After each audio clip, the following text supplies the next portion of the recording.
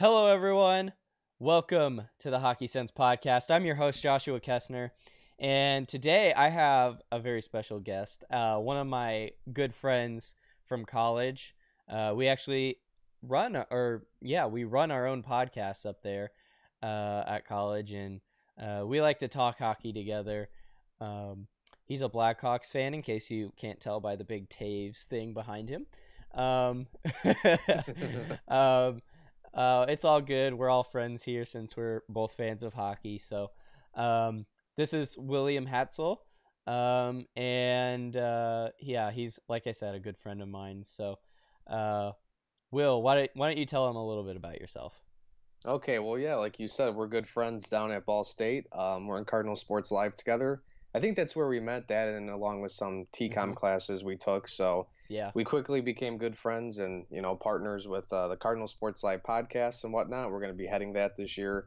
Yeah, really big hockey fans, both of us. We've talked, I think every time we see each other, we talk hockey basically. So, Yeah. definitely it's been a lot of fun to do podcasts and stuff with you. And we finally were able to schedule something together here for your own personal podcast in the summer. And yeah, I have my nice green screen back here of my Blackhawks stuff. I got Bears and Blackhawks stuff all over my room. So, yeah, I'm a big fan. I think this is the 2013 Stanley Cup champion shirt on. So I'm all Yeah. decked out and ready to go to support my team Yeah. as Yeah. always. But Yeah. yeah, so thanks for having me on. I appreciate it. I've been missing talking sports all summer. Every time I watch ESPN, it's always like in my head, what I want to say, but there's no one to talk to about it or do a show. So I get to let it all out today. Yeah, yeah. I mean, you get to let it all out, and unlike the Cardinal Sports Live podcast, where we kind of have to reserve ourselves a little bit, you can actually be a little biased on this show, so that's okay. But uh, before we start, I wanted to give a quick apology to you guys. I know I was going to record a podcast this last week, um, but I didn't because Will and I had actually scheduled this, and we had to bump it back a week. And so the good thing is we decided more topics started to come out, and so we got to talking and setting up our thing, and it worked out better pushing it out a week, honestly, because there's honestly not a whole lot going on in the NHL right now. So um, yeah, that's the good news about pushing this back a week, is that I'm able to give you more content based on what's going on in the NHL right now. Um, that being said, I wanted to allow Will to basically give his thoughts and opinions on what happened in the Stanley Cup playoffs. Um, and just kind of give his recap, his opinions, that kind of thing. I know you guys have heard mine and basically what I think. So I'm going to let Will go ahead and kind of give his thoughts and opinions on how the Stanley Cup playoffs went, and then we'll go from there. So, Will, the floor is yours. All right. Well, it definitely was an interesting couple of months in the playoffs this past spring, summerish time. A lot of surprises. That's what makes the NHL playoffs, really exciting compared to anyone that out there that's listening that follows the NBA. We know the Cleveland Cavaliers were going to meet up with the Golden State Warriors. That everyone predicted, unless some miracle happened. Well, it's always second guessing when it comes to trying to make a playoff bracket for the NHL because look, the top two teams in the Western Conference, the Chicago Blackhawks and the Minnesota Wild, both getting knocked out in the first round. The Predators, we saw an amazing run by them, sweeping the Blackhawks to start off their playoff run, taking care of the Blues pretty easily. Taking care of the Ducks and then finding the Pittsburgh Penguins in a really back and forth battle in the Stanley Cup Finals. We saw a lot of interesting things. Like I said, some of the better teams out there didn't make it real far. I mean, we saw the Toronto Maple Leafs almost take it to Washington, who was my favorite to make it to the finals and win. I don't know if it's much of a surprise to see Pittsburgh, make it all the way back and win a second time. It's surprising to see a team go back and win back-to-back years because no matter what sport you watch, that's very tough to do.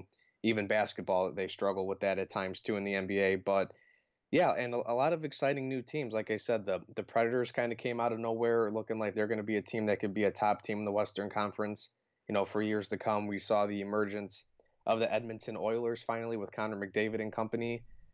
We saw the Anaheim Ducks. I know one of your teams that played pretty well too. I was thinking they might have had a pretty good chance of making it to the finals as well. They almost came close, but the Predators were just a little bit better.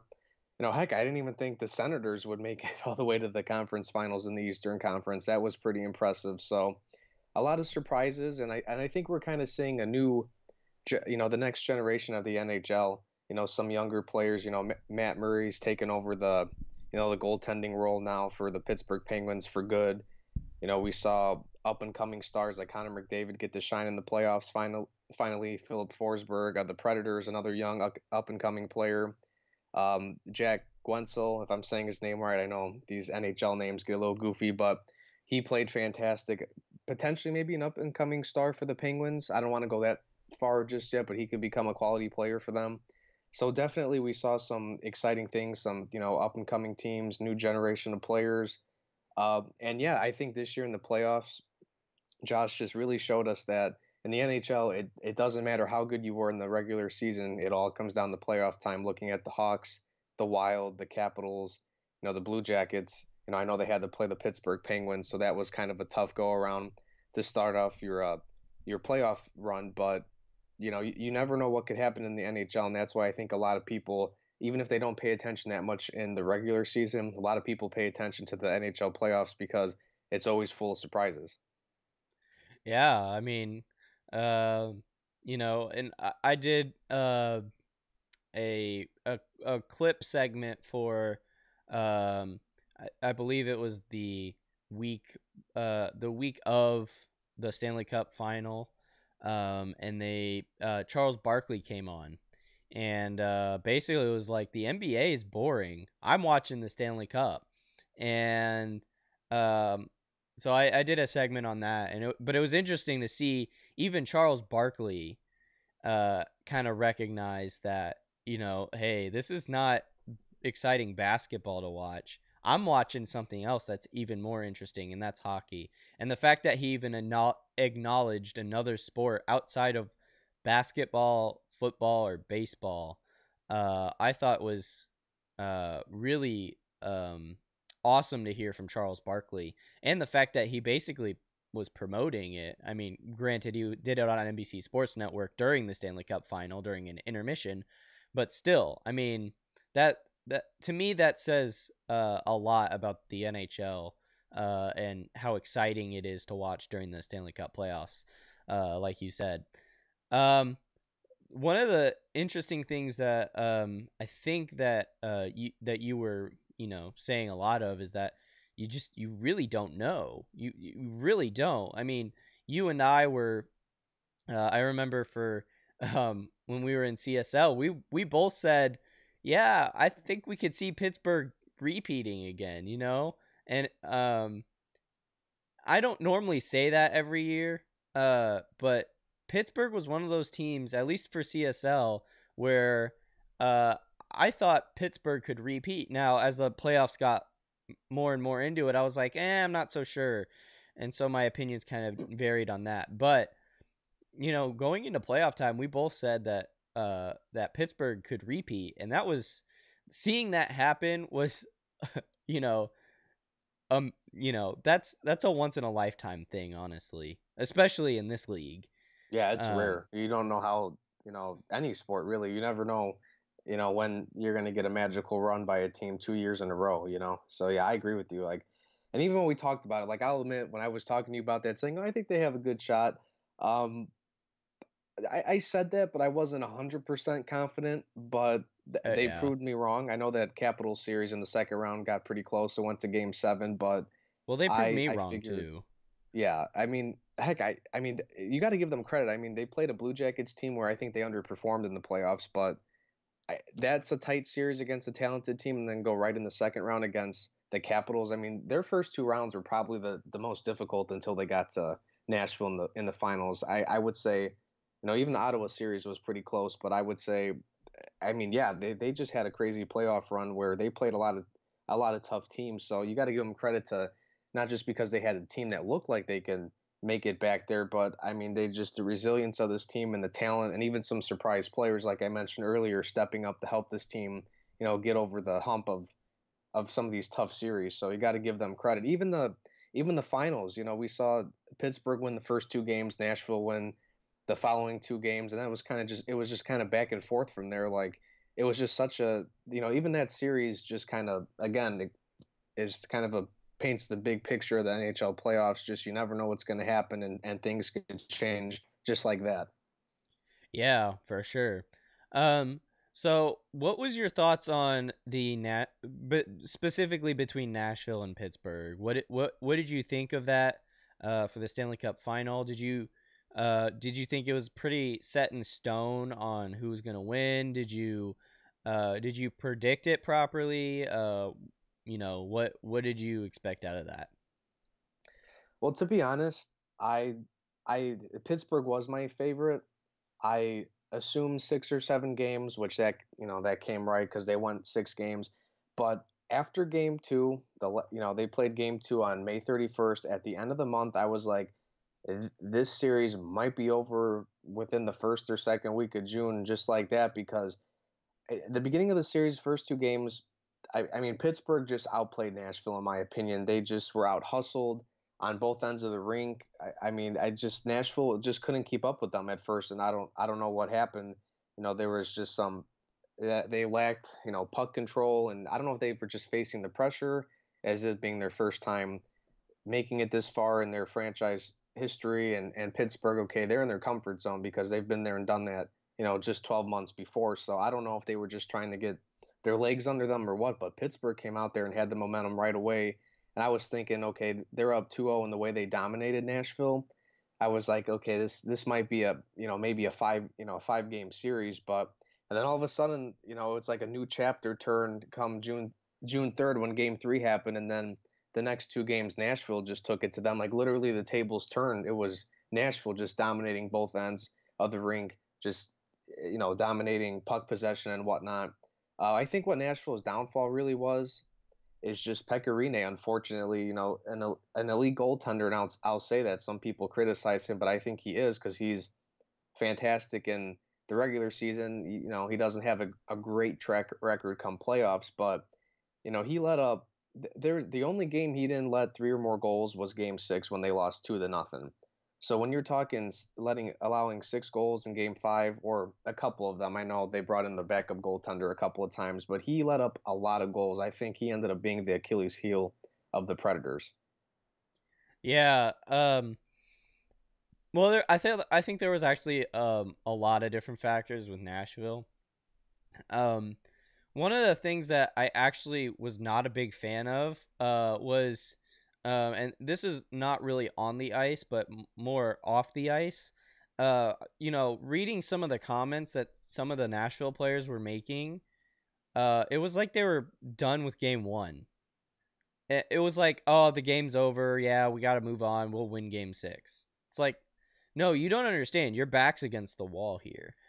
And even PK Subban was coming out and he was just like, yeah, it's just another game. We'll just move on and we'll win. I'm like, no, you don't understand. This Yeah, is, he was being kind of cocky, and I yeah, get sometimes you need that guy or you need to have the confidence, but when you don't back it up come the game, and I don't know, PK Subban to try the trash talk and try to talk bad about Sidney Crosby, I don't know if that's the guy you want to, no, point fun at it and yeah, whatnot. And I get hockey, there's the trash talking and you try to get nitty and gritty with the opponents because hockey's just that kind of a sport. The rivalries are real, whether you're a team that's meeting in the playoffs or you're a team in your division that you play, 4 or 5 times a year. It gets very rough and hmm, it could get intense like that. But yeah, PK Subban, he said a lot of things, but he never really backed them up. And not that he was like the worst player on the ice yeah, for Nashville. I mean, he played really well, and I respect him. He's quickly kind of rising up there in my top list of favorite players in the league. I got a lot of respect for him, especially what he does off the ice for children's hospitals and things like that. But yeah, I don't think he led his team the right way with trying to tick off Sidney Crosby. You don't aggravate a superstar, an opponent's superstar like that because you're just gonna. It almost hurts you. Not that Crosby had the greatest performance in this in this final series, anyways. But I mean, yeah, you got to back up what you say on the ice, and him and his team didn't really do that. Yeah. And the other thing was the coach Peter Laviolette really made some comments too that made me kind of go, "Really? Are you making that as a coach?" Um, I don't know. Nashville honestly came off as the inexperienced team. That's basically what it came down to. And because you had players like uh I said this in my previous podcast when this was all going on. Philip Forsberg was the reason they got to the Stanley Cup final. He was the reason they beat the Anaheim Ducks. He's Without the reason Phil, they got in the playoffs too. yeah, without Philip Forsberg, you don't move on. Without Philip Forsberg, you don't win the Stanley Cup. And Philip Forsberg didn't show up. Now, don't get me wrong. Philip Forsberg is a good player, and he deserves to be, you know, he's a great player on the ice. My problem is that when it comes to any game of the Stanley Cup final and you don't show up for any of them, that's a big problem. And unfortunately, he didn't show up because when you have the depth of the Pittsburgh Penguins, and keep in mind they don't even have Christopher Letang on the ice. They had Christopher Letang on the ice the year before, and they were even more dominant that year, playing a pretty good San Jose Sharks team. And I would probably say even a better team than Nashville was this year. At least more consistent is what I should say. But it was a very, just the way this series played out, was parts of it were easy to predict. Like I predicted 6 games and I was actually correct on that. But what I was not correct on was I said it would go into multiple overtimes in many games, kind of like how the Kings and the Rangers went to multiple overtimes in 5 games. Just We didn't even have every an game. overtime game, Yeah, did and we? none of No. them went to overtime. They were all blowouts except for Game 6, which was a 2-0 game. But nonetheless, uh, it was one of those series. It was just like, it's exciting to watch. It was exciting to watch because I thought it was one of those series where you're like, I have no idea what's going to happen in the next game. But at the same time, it was one of those things where you're just kind of like, is this really But after the happening? first period, you knew who was going to win the game because usually the team Mm-hmm. that won each of the games was dominant from the start, and it stayed that way. Okay, maybe game one, it was the closest as far as the score goes, 5-3. Other than that, everything was 4-1, 5-1, Yeah. things like that. But like, it's like you knew who was going to win once you watched maybe the first 10 to 20 minutes of the game, and that was unfortunate. It wasn't, we saw, other series, in the first, second, third round, most of those matchups, you had games where, it was this team scored than that team. The leads were going back and forth. There was intensity. These games, you didn't really get that. It was honestly, when I was watching these games, I was kind of bored. I was watching almost for the purpose of, okay, hockey's over with in a week or two. Like I got to get watch as many games as I can that are left. It Yeah. wasn't even like, oh, I can't wait to see who does what, because after the first 10 minutes, okay, Nashville looks like they're going to win, or Pittsburgh is dominating Nashville. So, and yeah, we Nashville, they disappeared game 5 and 6. They didn't even score a goal like that. Yeah. I mean, it's not fun to watch. I mean, obviously, unless you're a Penguins fan, like you're gonna love if your team won 6-0. But Nashville fans or any other fan of any other team in the league, you're bored watching these games. It's not going to be a memorable Stanley Cup final, in my opinion. Yeah. I I think the only reason if it's memorable, the only reason it'll be memorable is because Pittsburgh two-peated. Yeah, that's about it. Or if That's you're on Nashville's basically, side, oh, this is our first epic run in franchise history in the yeah. playoffs, and then obviously making it that far. There's a few little things for certain people, but other than the two-peat, I'm gonna think of probably 10 other Stanley Cup finals before I think of this Oh one. yeah. Oh yeah. Um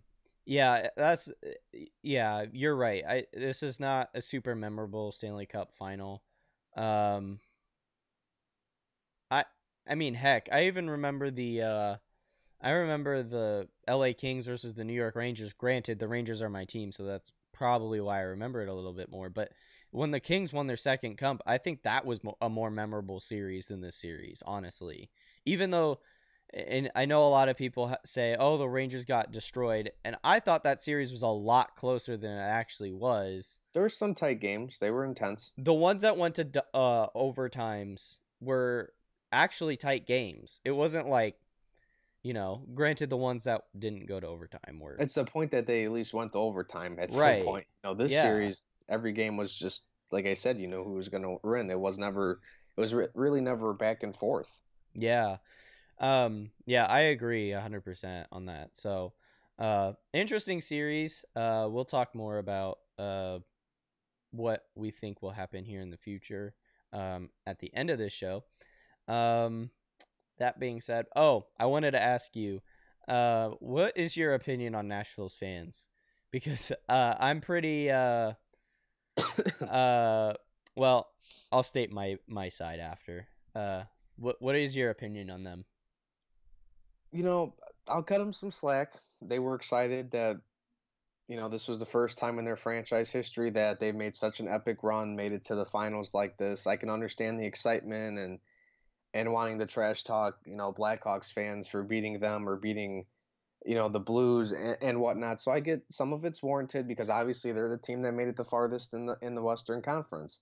I know they beat up team cars. They had sledgehammers and stuff outside of the stadium or in Yeah. Nashville. So people, I don't really have anything wrong against that. Um, I feel like any fan base, you're always going to have those goofy fans that are just going to say stupid things or act goofy. Um, I didn't really run into, as far as hearing or seeing things, of a whole lot of stupid fans or anything that was kind of ignorant. Um, so I'm not. What I'm more upset about personally is, and I won't go on a long rant about this, but I have more of an issue with the franchise, meaning that when they try to, like every time the Blackhawks come to town to play, they can't fill their seats up with their own fans, which now they're going to be able to. But 2, 3, 4 years ago, even when they were still a relevant team, they would block sales from opposing teams like the Blackhawks. They would not let anyone from Chicago or anyone from Illinois, for that matter, basically buy Yeah. tickets to go to a Nashville game. I have more of an issue with that. If you can't sell out your own stadium with your fans, that's a problem. Why would you limit? I mean, one, you're hurting yourself with making money anyways. You're still going to get a revenue if you're filling the seats with fans of all sorts. But I feel more as a fan more disrespected about that. Like we want to, Nashville, they pride themselves in being a great city and whatnot, and they're always welcoming for the country music stuff.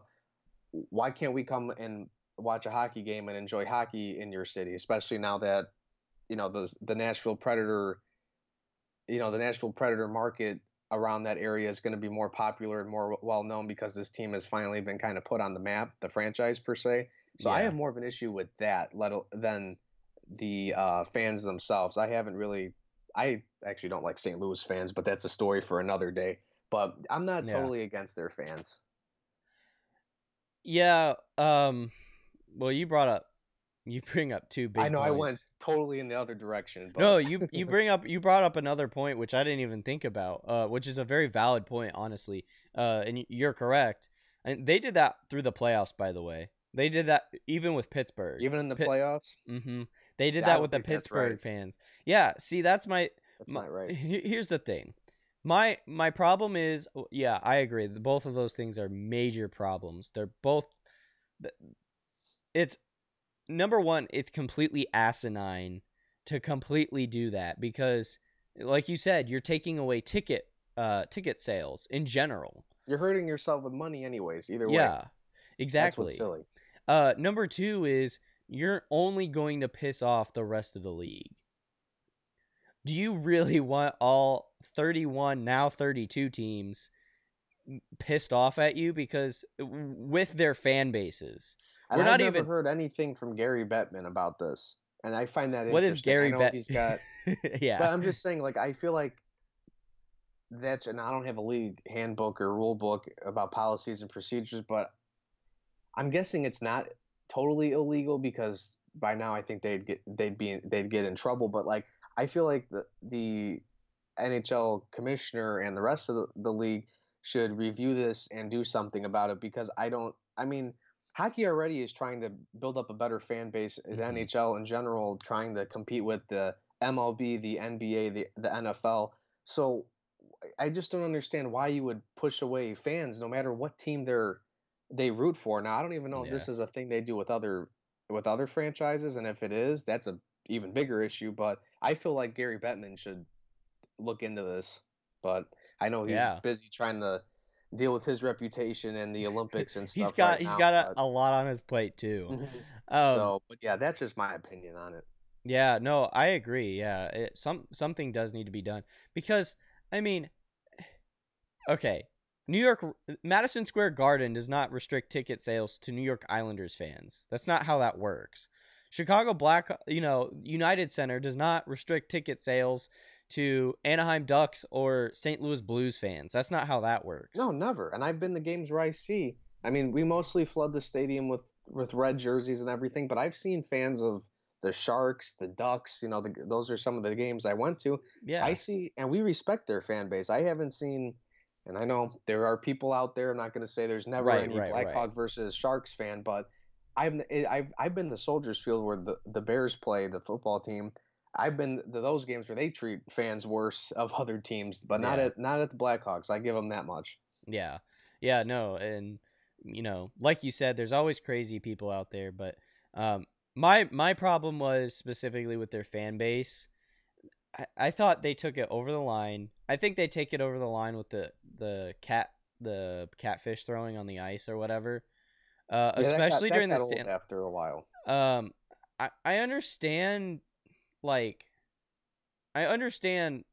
doing it if like someone scores a hat trick or something or like that kind of thing.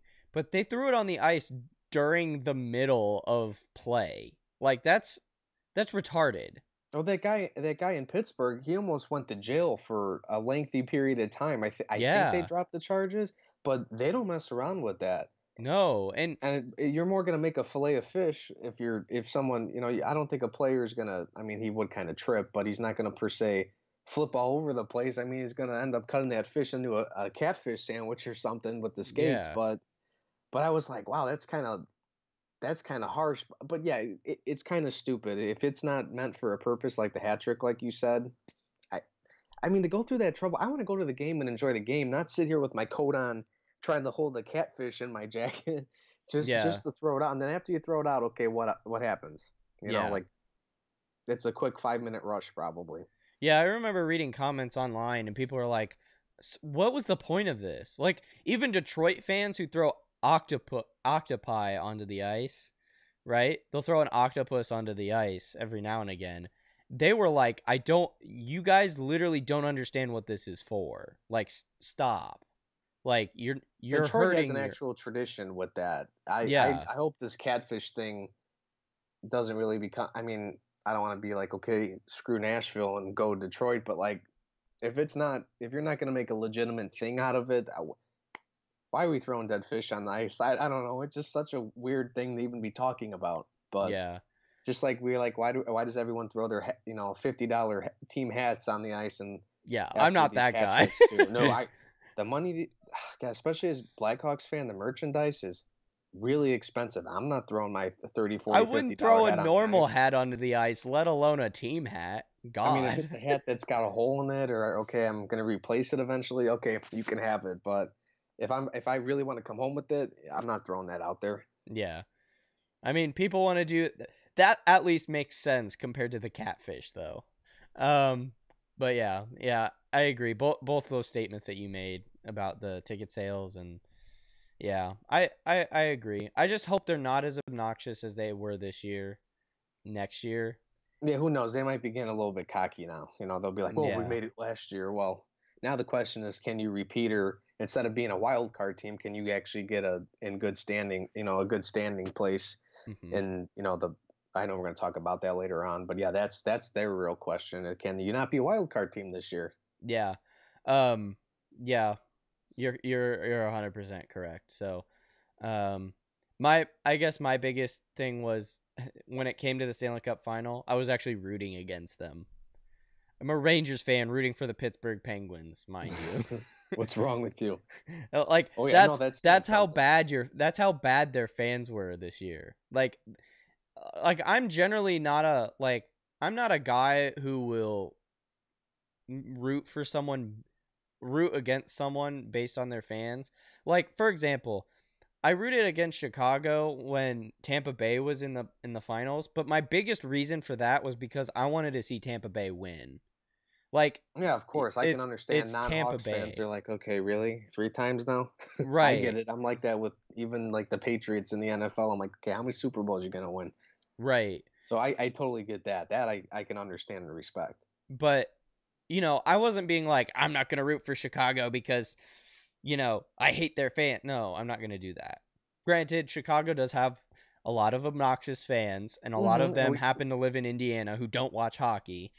Um yeah, we know a but few. yeah, I keep running into those people. Um but then again, you have the diehard fans from Chicago, and usually those are the people I respect because they understand that hey, your team is just as legitimate as mine, and you're not just gonna come out straight bashing someone. And I think that's something Nashville needs to learn. Um, you know, That's a problem I think the whole Central Division has in the NHL in the Western yeah, Conference because, like I said, I can't stand Blues fans. I've been to a couple games at the Scott Trade Center, and okay, obviously you're gonna rub dirt on the opposing fans, but it's like, I mean, there's been a few occasions there I'm like, I'm sitting in my seat, and what do you got to yell behind me for and yell explicit things like, And again, that's not the entire fan base. I'm not going to label one idiot right, as an entire fan base, but yeah, I mean, my thing is us Blackhawks fans. It's like when you win 3 Stanley Cups or even one Stanley Cup, St. Louis, then maybe you're on our level of trash talk, but you're not. yeah, You're not really winning anything right now. So that's right, the one say Blackhawks fans have. But yeah, yeah, Nashville, we'll see what happens. yeah. No, fair point. Well, this went a little long, but that's okay because we got to Rant talk. done. We got to rant. Yeah, you got to rant. Since you haven't had a whole lot I've of had this all time. built up in me for like 3 months since May. Fair. Um, all right, we're gonna move on. So we're gonna before we talk about our lists, which we both made lists by the way to talk about where we think teams will end up. Since there's not a whole lot going on, we decided to do this. Kind of rank each team how we think they're gonna end up, and then we'll give explanation as to why and all that. We're gonna break them down by conference.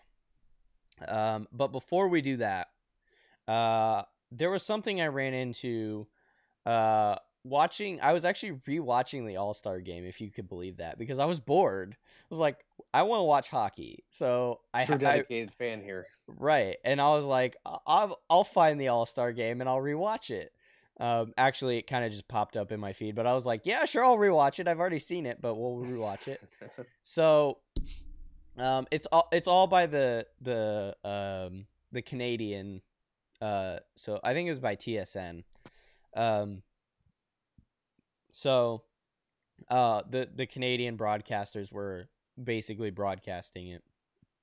So it wasn't NBCSN. Which was good and bad. Um, uh, I ran too much into Don Cherry. Uh, He's he quite the character, man. character's one word for it. The dude makes me angry because he says things that makes me go, really? There's been a few times I'm like, you have a job still? You're still on TV? Right. Yeah, I I was mean, he's gone over that fine line quite a few times, and I've only listened and paid attention to him on a handful of occasions, but I'm like, whoa, whoa. he makes some diehard fans look like basic fans because he only roots for Canadian players and teams. It's really annoying. I was watching And I mean, I can understand the loyalty to Canada and everything, but right. like when you're in a big job like that, You you got to gotta try not to respect be biased and be everyone. professional. Yeah. I I was just like looking at the suits he wears because he's got an interesting taste and style. hey, I don't care about the suits as much as I do about the opinions That's what I Yeah. care about. I just find it interesting. I'm like, this guy's Yeah. style is, I don't judge him on that, but I'm like, I've never seen a broadcaster wear the suits he does. Yeah. And he doesn't wear a normal suit ever. I'm like, Never. how many weird suits do you have? No, but I ran into him watching the World Cup again, and he was like basically insulting every American ever because he was just like, he's like, here you'll hear John Tavares yelling wheels, wheels, wheels. He's like, most Americans will think that means wheel, but really it means skate fast. I'm like, I could have told you that. I heard that all the time playing sports. Like that's not a new thing that Canada came up with. But it's just like, and then he will not pronounce any American, like he couldn't pronounce abdicator. He couldn't pronounce abdicator. I'm just like, are you serious? But he's like every time I was a Canadian player, good Canadian boy, amazing player, better than everyone else. Always predicted that Canada will win. I'm like, well, yeah, you guys like own the sport. That's not a hard prediction. Anyway, enough about Yeah, Don true. Cherry. The dude makes me angry, but we're gonna move on from Don Cherry. So, anyways, I ran into this clip, watching the All-Star game, and what happened was, they brought Gary Bettman on. So what I'm about to show you is Gary Bettman got brought on, and they were actually talking about the All-Star game since he's the one who has to facilitate all of the All-Star game and how they came up with this and all of that. And so the TSN was actually interviewing him, and it was actually an interesting interview. I have some respect for Gary Bettman. I'm not one of those people who has absolutely no respect for him. You might have a different opinion, Will, which is fine. But there are things that he does that make me go, "How are you still commissioner?" And one of the things that makes me say, "How are you still commissioner?" is how he has handled the World Cup, or not the World Cup. I'm sorry, the Olympics. And basically how he screwed that whole system up, and basically done this whole system, all this injustice, basically taken away the ability for players to go and represent their country. And I don't know if that will change, but I do know that I think there's a war going on with that, and the players are really pissed off at him for that. Um, but anyways, um, I caught him doing this interview, and I thought it would be interesting to bring up for our podcast, since there's not a whole lot going on. I figured it'd be interesting to do for our podcast. So, how we're gonna do this, for those of you watching, we're gonna break this down. Um, so I think it's roughly 4 minutes long. And what we're going to do is, we're going to break this down here.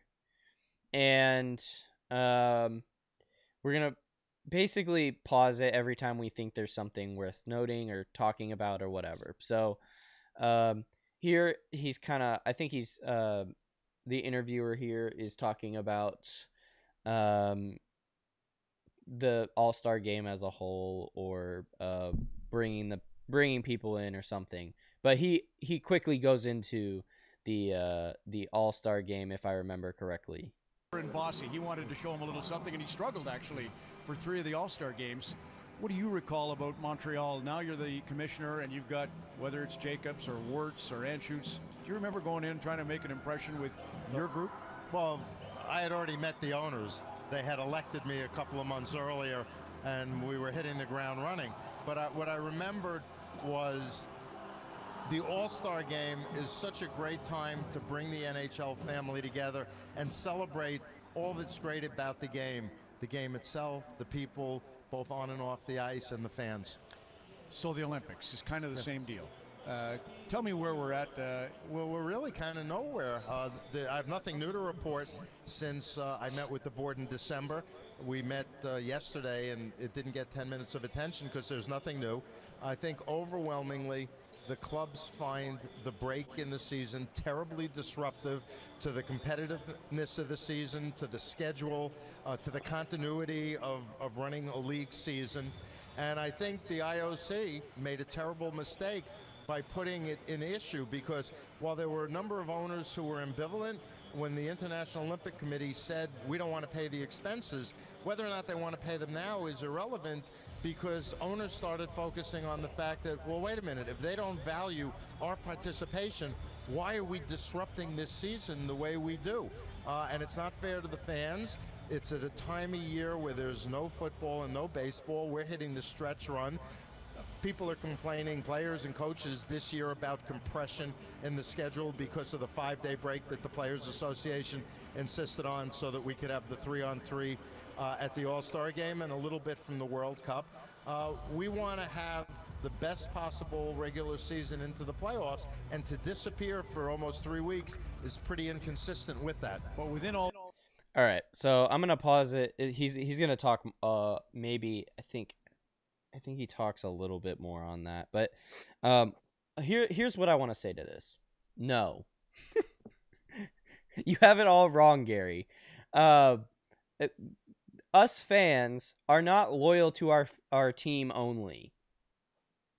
Right? I'm in the United States. I'm going to cheer for the United States when United States hockey is on. I'm not just going to cheer for just the New York Rangers or just the Anaheim Ducks. Or, you know, that's not how the league works. And that's not how hockey fans are either. Hockey fans are not just loyal to the fact that, oh, it's only New York Rangers hockey, or it's only Chicago Blackhawks hockey. I'm only going to watch. No, that's not how that works. The other thing is to say that the players find it incredibly disruptive. Well, I've heard numerous reports from numerous players who extremely disagree with you. Players like Henrik Lundqvist, Ovechkin, yeah. I mean, all the Russian players, by the way, are really not happy about this, and rightfully so. I think they have the right to represent their country as much as the next guy. You know, this has nothing to do with the fact that the players and the coaches find it incredibly disruptive, and more about the fact that you are screwing this up, and it's making you're basically making them angry. This has nothing to do with any of that. You're trying to put up a straw man and say, here, let's not do this because the players don't want it. Well, that's not true. I can tell you that right now. So yeah. Will, what do you have to say on this? What I find interesting is literally how he starts his first couple comments, starting with this discussion into with the All-Star game, then leading into the Olympics. I laugh because I'm like, you're talking about how the All-Star game is a great time for fans and the league in general, getting everyone together, celebrating hockey in the United States. Well, I understand going to the Olympics, and when it's not in the States, they're going overseas. That means the attention and everything is going over there. But still, again, hockey, like I said, we're trying to get the NHL and hockey in the United States to grow and compete with the NBA, the NFL, MLB, the bigger sports and the leagues. And I feel like the Olympics is a good way to get that going too. We see some of the greatest patriotism in this country when sports happen, especially the Olympics or any competition against other foreign teams and countries. I feel like that the Olympics, that's another way to do it, and you can show off your brand on an international level, an international market. It's not just okay, everyone in the United States is going to watch it. Okay, everyone's going to be paying attention in Russia and these European countries that are big in the hockey, because half of their star players are playing in the United States. And I think where it's disrespectful for the players is, again, who makes up the NHL? It's not really American players. We have a good handful of them, but we don't have 300 Patrick Kanes. We have we have hundreds of Russian players and Slovakian players and Finnish players. That's the list of European countries and places around the world that provide us with these star players that make the NHL as entertaining as and exciting as it is, and a high competitive hockey league in the whole world is because their players are coming here. So why Hmm. can't we give them the respect to go back and play for their home country and for their home fans and families and friends from where they're from? I feel like we're doing a disservice to them with that.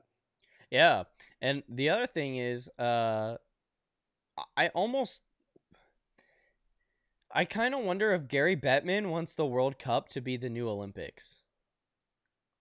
Because he kind of was pushing for the World Cup this whole time, like when this was all going on, and I don't care about the World Cup as much as I care about the Olympics. But I mean, the World Cup's cool to watch. Don't get me wrong; it's fun. It's fun to watch. But it was one of those things where it's like, is this what are you trying to get this to be the new Olympics after hearing about? And that's never gonna be anywhere near the level Oh yeah, of no. the Olympics. I mean, there's a drastic difference with that, and Oh he yeah. should know that. He should be smarter than that. Well, and if you caught, he said the IOC or the players uh commission, I think he said, basically forced a week long break because we wanted 3-on-3. Yeah, one, Like, he's pointing the fingers here, and I didn't really even realize that the 3-on-3 made that much of a difference to where we had to add these breaks no. for the All-Star break and everything. I mean, you talked about this on one of our Cardinal Sports Live shows with our other friend Tommy. I thought those breaks were silly. I don't know why a handful of teams are off this week or this 5-day stretch, and then next week these teams are off during that 5-day stretch. I think that screwed up the league in my opinion and screwed over teams. Oh The yeah. Blackhawks and the Wild, they're trying to win the division. They're trying to win obviously be at the top of the Western Conference in general. And they're both, the Blackhawks are off and the Wild they're playing and they're winning games coming close and close. And then it switches. Now the Blackhawks are gaining more ground because the Wild aren't playing for 5 days. It just, I feel like that screwed up the NHL season. Oh And I yeah. think it's going to continue to screw over teams and players and divisions and the conferences in general because, in my opinion, why isn't it like the MLB or the NBA per se, where every team is off that one week while they do the All Star events, the Yeah. games, the competitions. Why isn't it like that? Yeah. I think that's another thing that's making the season kind of silly too and laughable is that we're giving teams these random bye weeks or whatever, and I think that's stupid too. Like that's something I think in addition to the 3-on-3, which I think the 3-on-3 overtime and the All Star Game 3-on-3, that stuff's fantastic. That stuff's very exciting and intense to watch. But that's another thing too that I think's making your season so uneven is having these teams take breaks at different times. Yeah. And I mean, the other thing is, how about making the all star system as a whole more condensed? Because I'm pretty sure that the All Star game lasted 3 or 4 days. They could have easily made it a 2-day system, in my Yeah, and opinion. that way the All Stars actually get a break too, because believe it or not, the skills competition, playing in the 3-on-3 games, your body's not resting. Mm-hmm. We Yeah. want our star players to be healthy and healed up and rested to go on that stretch run he keeps talking about because February and March it's the end of the season, the playoff pushes and fighting it heats up a lot. So I mean, okay, Gary, this goes into what you're talking about as well with the all-star stuff and the breaks that I just mentioned. Yeah. I don't know. It's just it's funny. He's backing himself into a corner right now and putting up, like, pointing the finger and blaming other Yeah, people. he's just going like this right now, Mm-hmm. you guys, that guy, and He, it's like he's trying to get the camel off his back, but it's like it's not. And I'll defend him to the point. Okay, you have the players that are against him wanting to go. I haven't heard a lot of owners speak out about this, but I'm sure they're a little bit hesitant. Stan Bowman and Rocky Wirtz, the owners of the Blackhawks and coaches and everything. Do they really want to see Kane and Taves go play in the Olympics and possibly get hurt? God forbid, whether it's a week or two injury type of thing, or God forbid someone breaks their leg and now they're out for the rest of the season and potentially part of the next season or something. I understand that. I totally do, and that's not mm-hmm. Gary Bettman's fault completely, because again, his job as the commissioner is to look into the best interests of the NHL itself. But again, like I said, you're screwing up, expanding your brand name out there to the rest of the world, and even getting the United States to get more interested to go watch overseas hockey. And again, it's just the whole NHL community in the United States is growing, but it's growing very slowly and at a slow rate. Some states are better than others with, youth hockey leagues and things like that. Illinois, I have a couple cousins and family members that used to play hockey, still do to this day. And, that those are good things that are growing too. But the overall NHL brand definitely needs to get out there more. And Bettman and whoever else is against this, I think is kind of hurting that an opportunity. Yeah. Yeah, and you're gonna find here in a moment he's actually gonna kind of double cross himself. It's kind of interesting what he says here. So let's continue. Let's listen to what he has to say. Yeah, I can't wait to hear more of this. What you just said, it sounds like the owners got a little ticked off at the IOC. No, it's not ticked off. It was, and please don't characterize it that way. Okay. It's more a question of there were some who were in favor of Olympic participation over time, some who were always against it, and some who never really focused on it. And after 5 participations and looking at what it's meant or not meant over time, I think the view was, you know what, this is just terribly, terribly disruptive to our season, which is our and our players' first responsibility to the game and to our fans. Sure. Do you think it hasn't meant a lot then? You haven't got the bang for your buck? When you see Matthews or Goodrow or Larkin? When we were in Vancouver and we were in Salt Lake City, it's a whole different Olympics, particularly in terms of how it's viewed and followed in North America. And the logistics are a lot easier in terms of travel and wear and tear. When you're halfway around the world, the whole dynamics is completely different, including the coverage that the games themselves get. So I understand that for sure. What I would wonder is if you were head-to-head with the Olympics, even if it's now amateurs, say you don't go, would that be a tough sell, primetime American television versus your? When the World Championships are in North America during our playoffs, it's not a factor. The World Juniors we play on through. Our fans love NHL hockey, and that's what it's our obligation to provide night in and night out on a best quality basis. And subjecting the game to players who might get injured more often or are more tired because they've got more back-to-back, so they're playing 5 games in 7 nights. That's what you get when you disrupt the schedule. And I know you mentioned in your press conference that respite is going to be worked out. It was kind of a sell-off for the 3-on-3 format that we're enjoying here today. I guess just lastly on that Olympic question, no deadline. No, if a deadline's imposed, it's going to be either by the International Olympic Committee or the International Ice Hockey Federation. There's no deadline that we're setting. And no fear that there'll be any kind of toxic, that the owners and the players will come out of that? No, because, listen, even if all 150 players who typically go to the Olympics voted no, the other 550 would vote yes because they like having the 2-week break. And I get that, and that's part of the dynamic. But our first responsibility and the players' first responsibility is to the NHL game. Fantastic, Gary. Great weekend. Thank you for this. Thank you. Great to be. Okay. Enough. Man, is he very standoffish. I can't take it. I'm like, God. Man, very just. People are ticked off. Don't phrase it like that. God. You know what? I don't think the interviewer is doing anything wrong or really imposing anything. I mean, personally, I think he's stating everything right because there's players upset, there are fans upset that we're gonna be that one country that doesn't allow or participate in the Olympics the right way. There's been talks about the U.S. amateurs going instead. I want to see Patrick Kane go.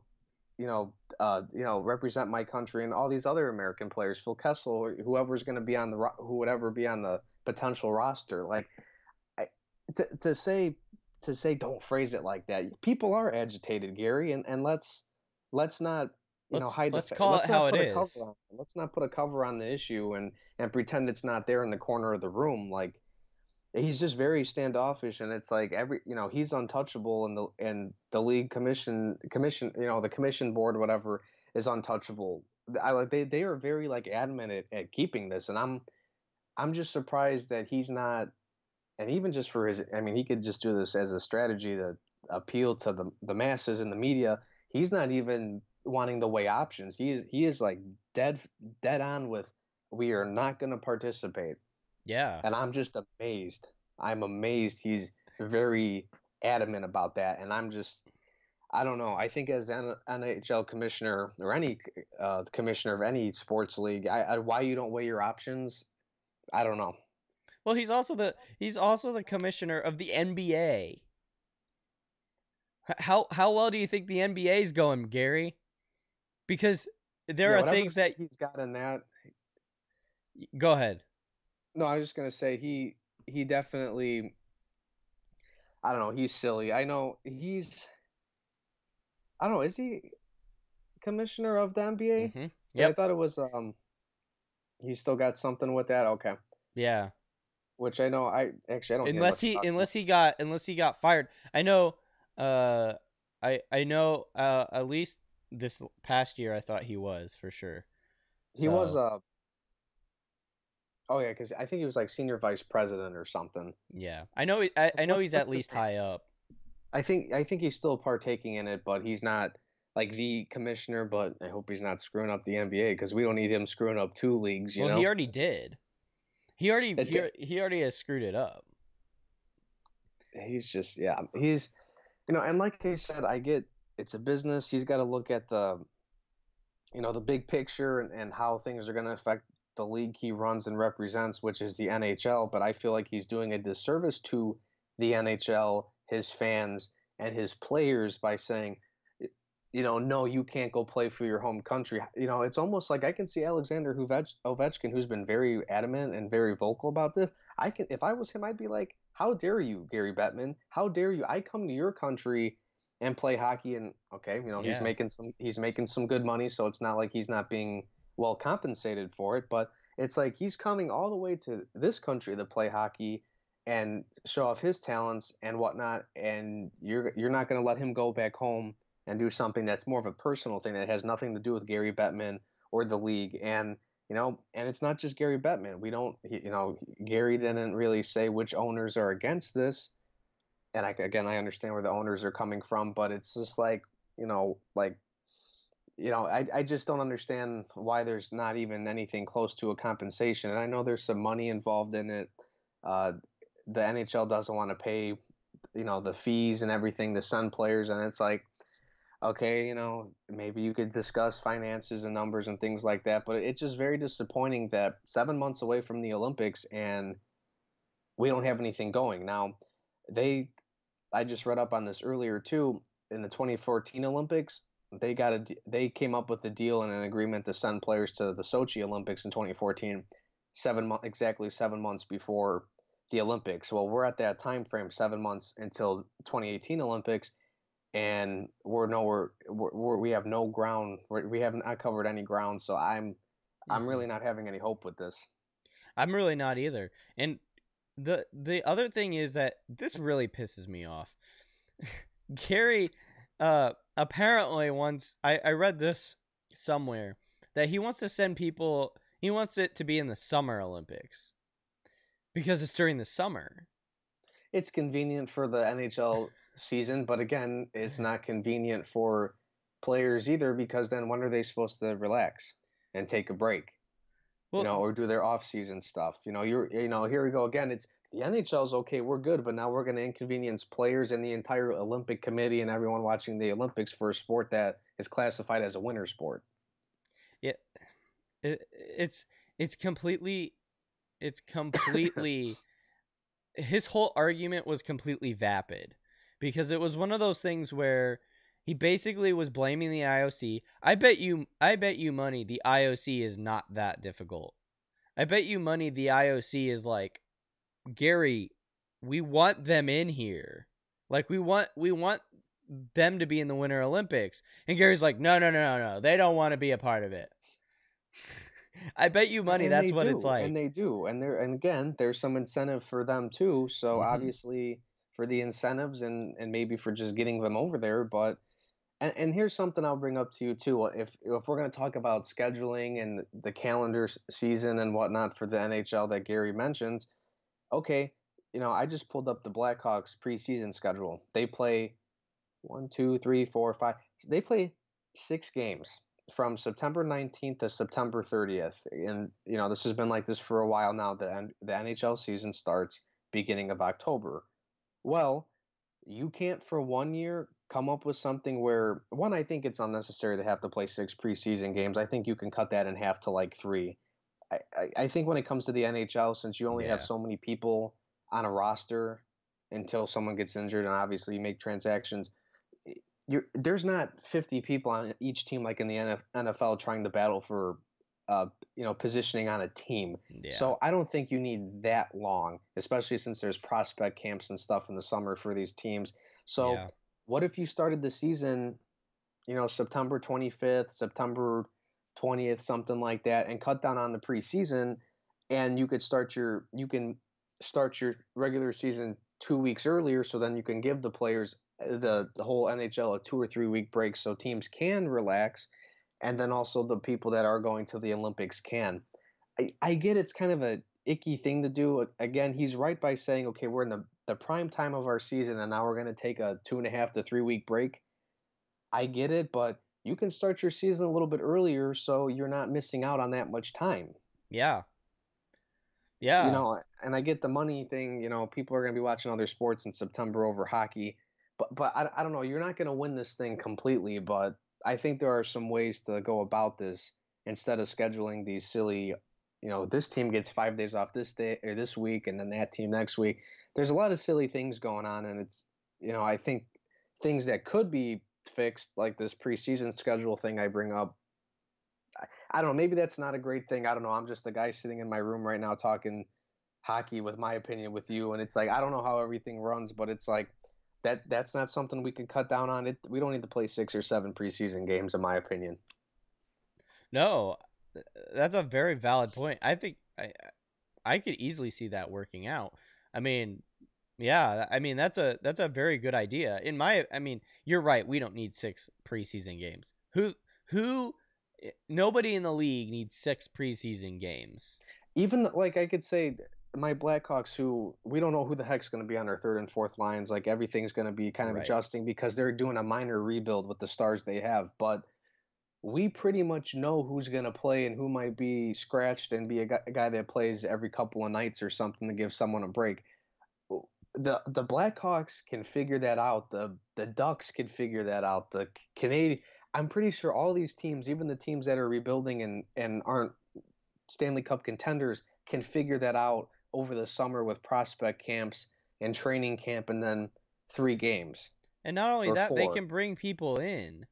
Like during the season, there's times where people are like, "Oh, we got to bring in so and so because he's doing well in the AHL." Like it happens during the whole season. We see people get moved up and moved down all the time. It just happens. Yes, they always put in. Sometimes you see a team put in a random guy. Okay, we're going to try him out on the third or fourth line, see what he has. We're calling him up. Right. Well, what difference does that make then? Right. And it's only for like 1 or 2 games. Sometimes they end up staying. You don't know. But I mean, that's kind of how it is like the whole season sometimes is basically a preseason for those people. I mean, you don't really need 6 preseason games. 3 maybe 4. That's kind of how I view it. I don't know. It ends up being for the preseason games, it ends up being we're going to run our whole AHL team for the first 2 games, and then slowly but surely we're going to bring in like Jonathan Toews, and then like it's just kind of like we're going to see how Jonathan Toews plays all by himself on an AHL like no one, that's not a thing. No one cares about that. The other thing is that he wants to talk about keeping people like focused on the NHL. I earn more respect for some of the players that I don't normally get to watch, while they're over in the Olympics. For example, TJ Oshie.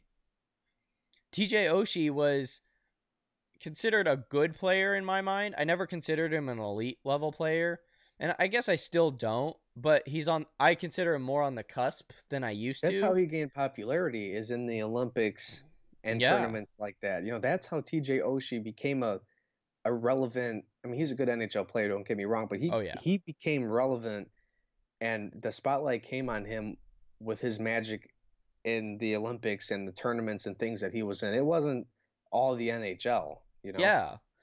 Yeah, he was on St. Louis. It's not like he was dominating Stanley Cup playoffs because he hasn't really done that. That's where Patrick Kane got his fame, but that's not where And TJ I mean, Oshie got Oshie's his a fame. star player, but not superstar. Oh yeah, no, and hmm I don't. I There's nothing wrong with that. He's a great player. Don't get me wrong, but I would have never considered him at the level I do if he didn't play in the Olympics. Yeah, like that brought in a whole new perspective on not just the player himself, but people talked about those games and those situations and events that happen well after they happen. I mean, I still hear people reference TJ Oshie, years later. Yeah, that used to be fun when he did that, or this shootout goal, Yeah, whatever.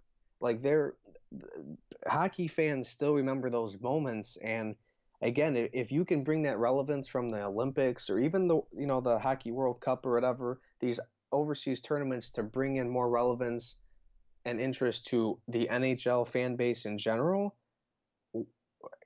I just feel like you lose out on more opportunities. That's what I'm saying. I argued that when we first started talking about this is the NHL is trying to grow.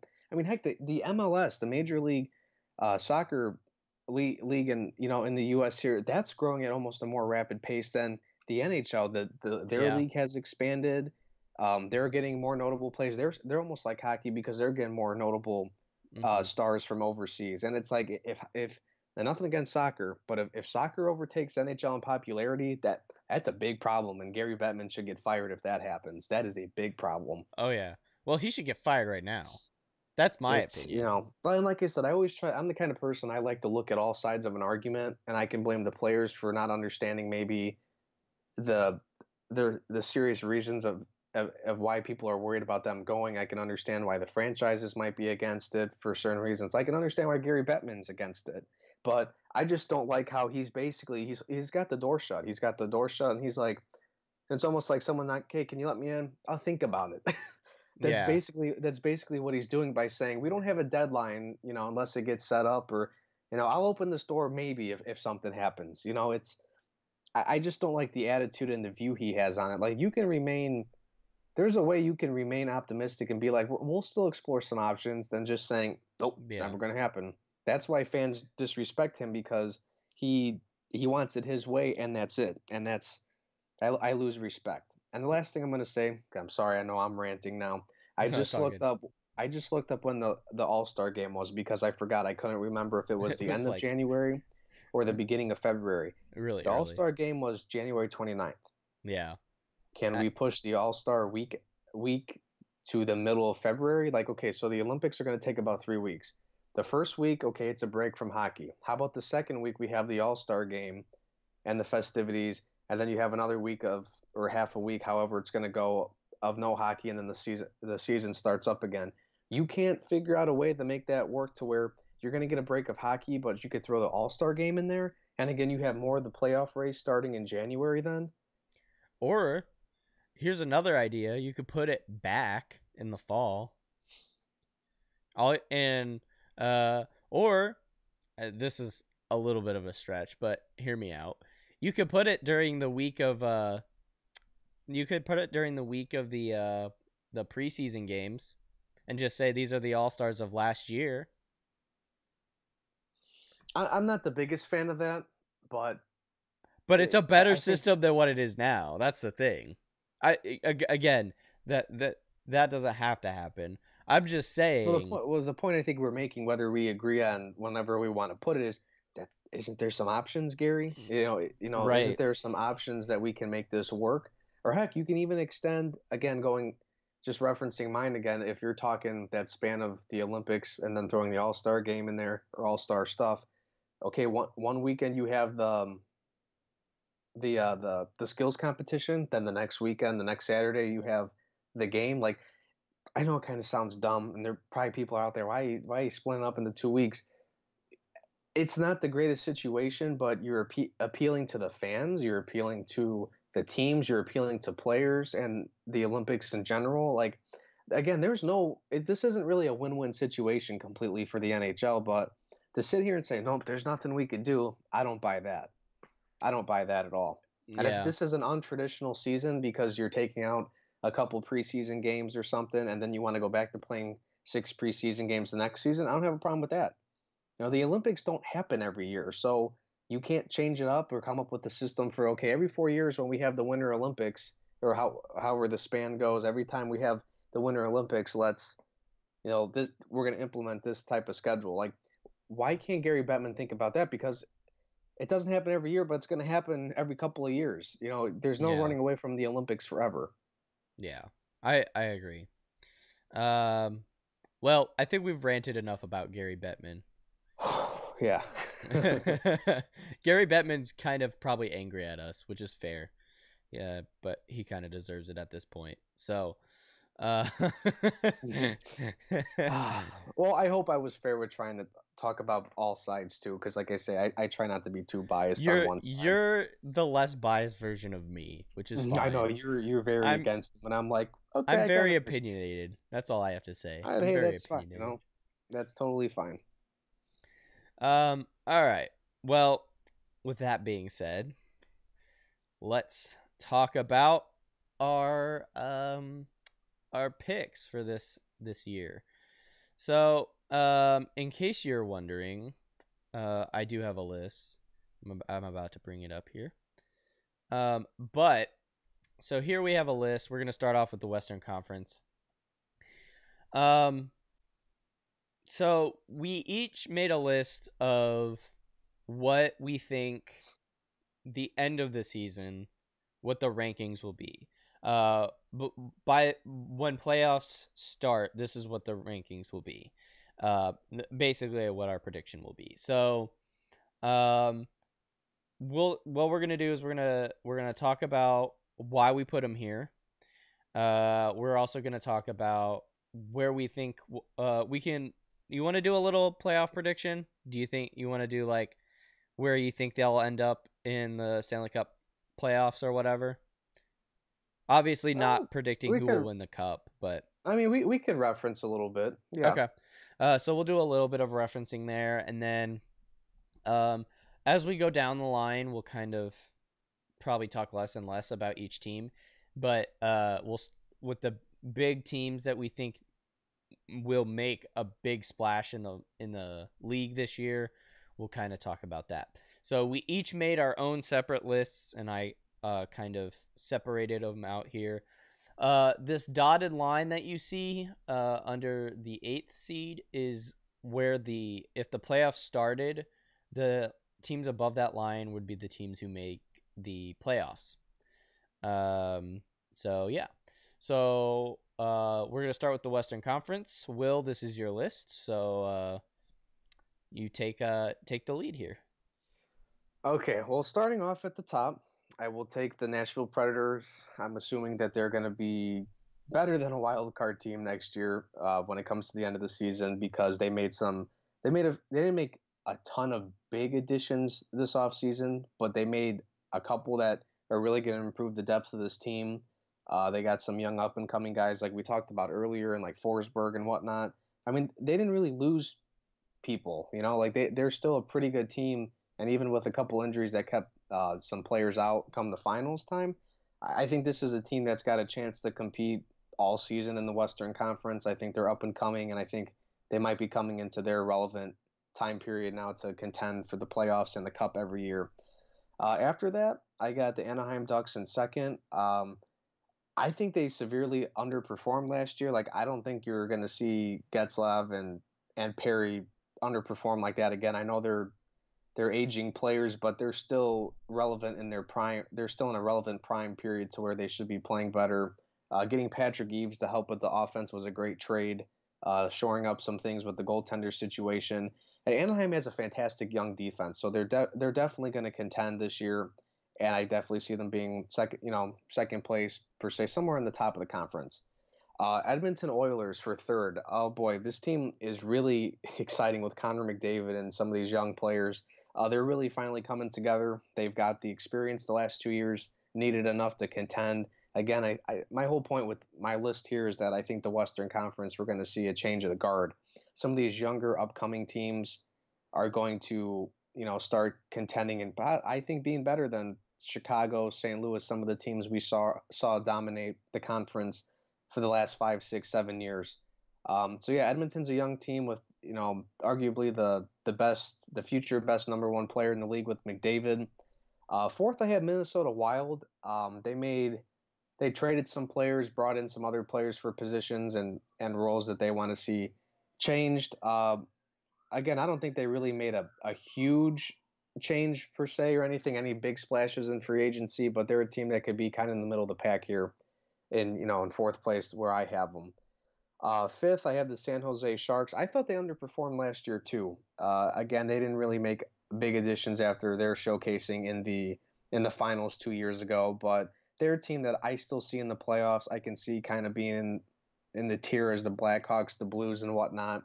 They're an aging team too, to a point. Pavelski's getting older. Thornton's old. I know they lost Patrick Marleau, who's another older player, but again, he was a big contributor to that team for a very long time.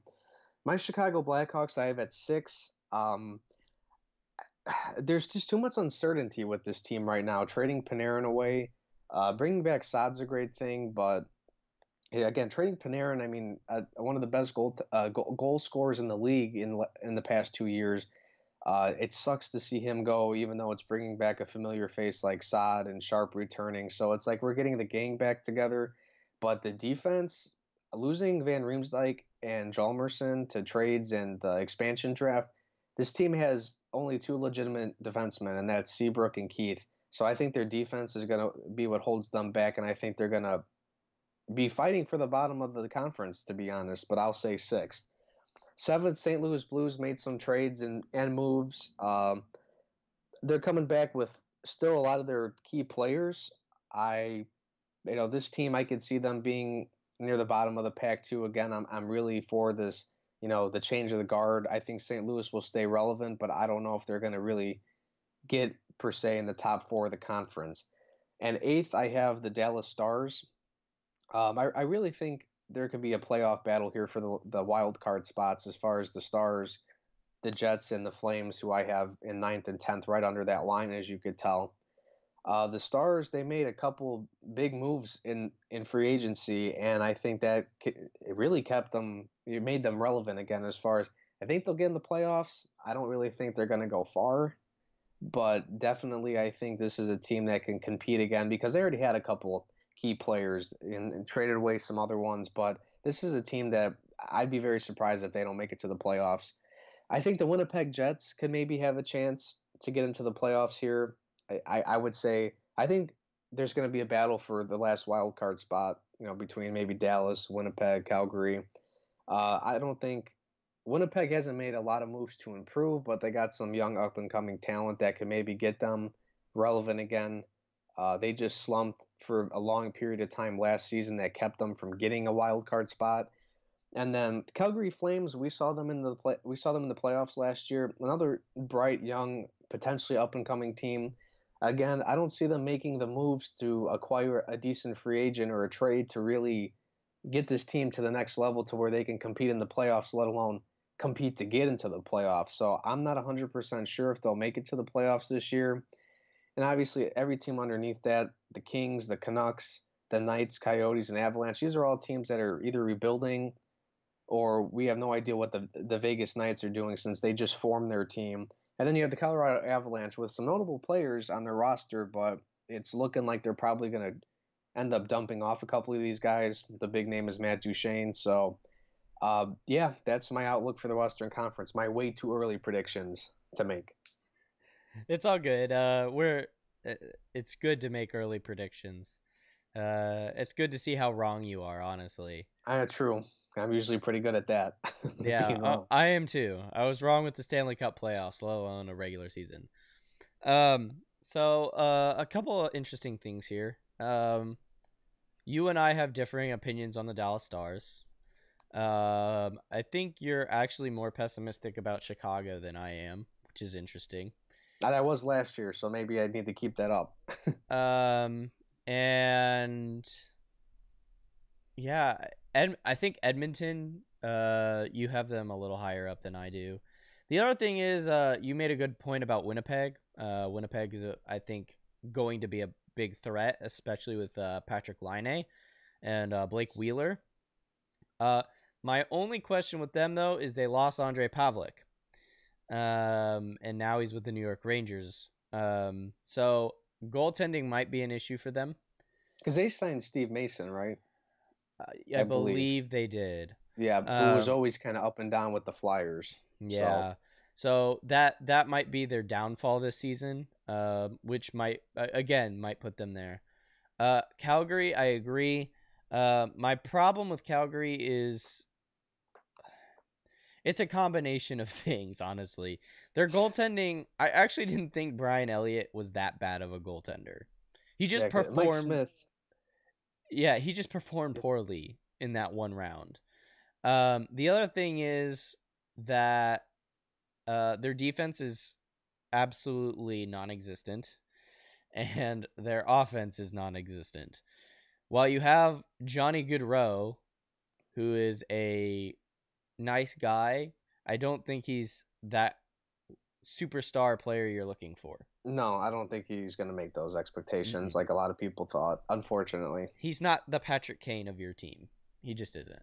I know you guys want him to be, but that's not how it is.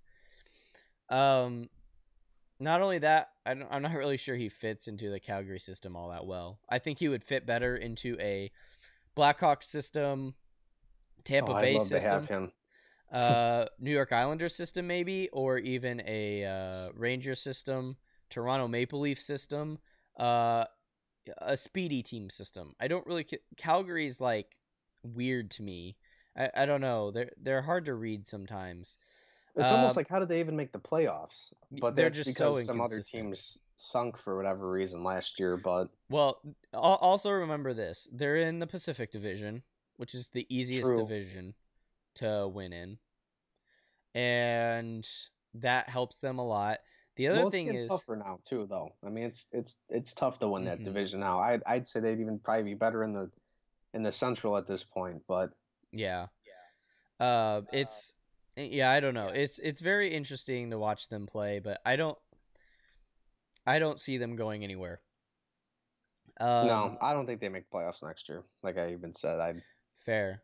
I think they make a push for it at the end of the year because they always do, but then they go up a couple spots, but then it's just gonna be like Dallas has to lose for them to win. You know, like it's gonna be one of those situations. They might need a few things in their favor.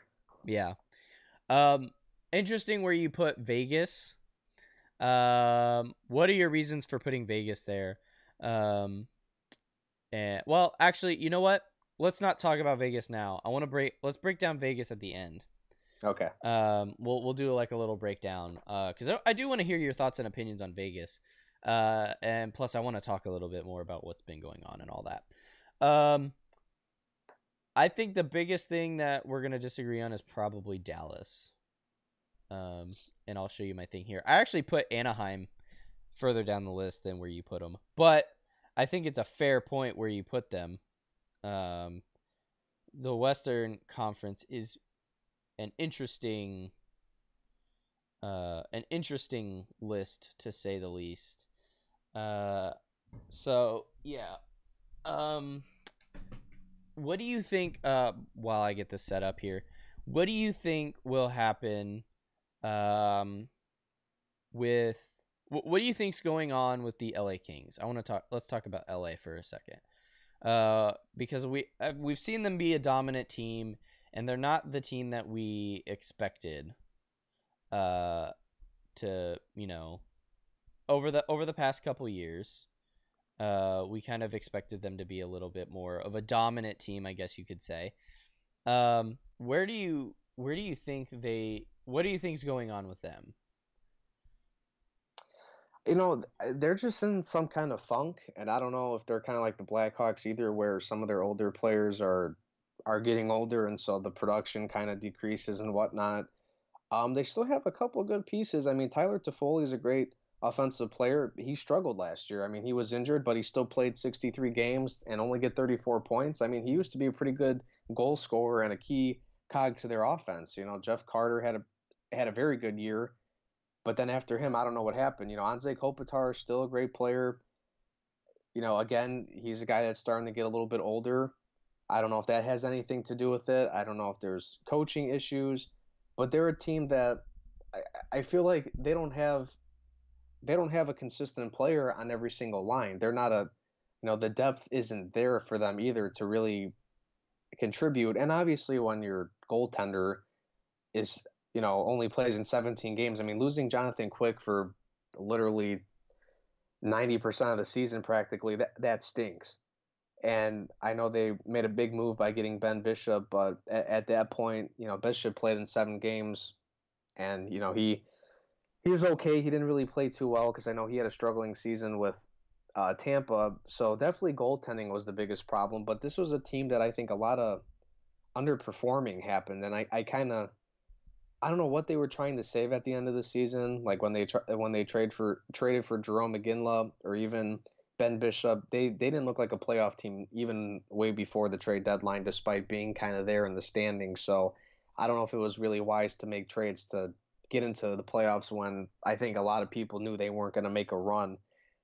But yeah, they didn't really have any production. I look at the stat line right now that they had only 2 people score 20 plus goals. Jeff Carter with 32, Tanner Pearson with 24, even Dustin Brown. I think he's going to end up getting traded. These rumors, I know there were a lot of rumors in the season, a lot of people pushing to get rid of Dustin Brown because for as much as he's getting paid and the expectations that the franchise views on him to only get 36 points in the season while playing 80 games and get demoted to like the 3rd and 4th line, that's an issue. He might be someone I could see the Kings maybe selling off some players this year. So that's why I'm not expecting them to make the playoffs, because they didn't really do much in free agency or enough to impress me for that. So Fair enough.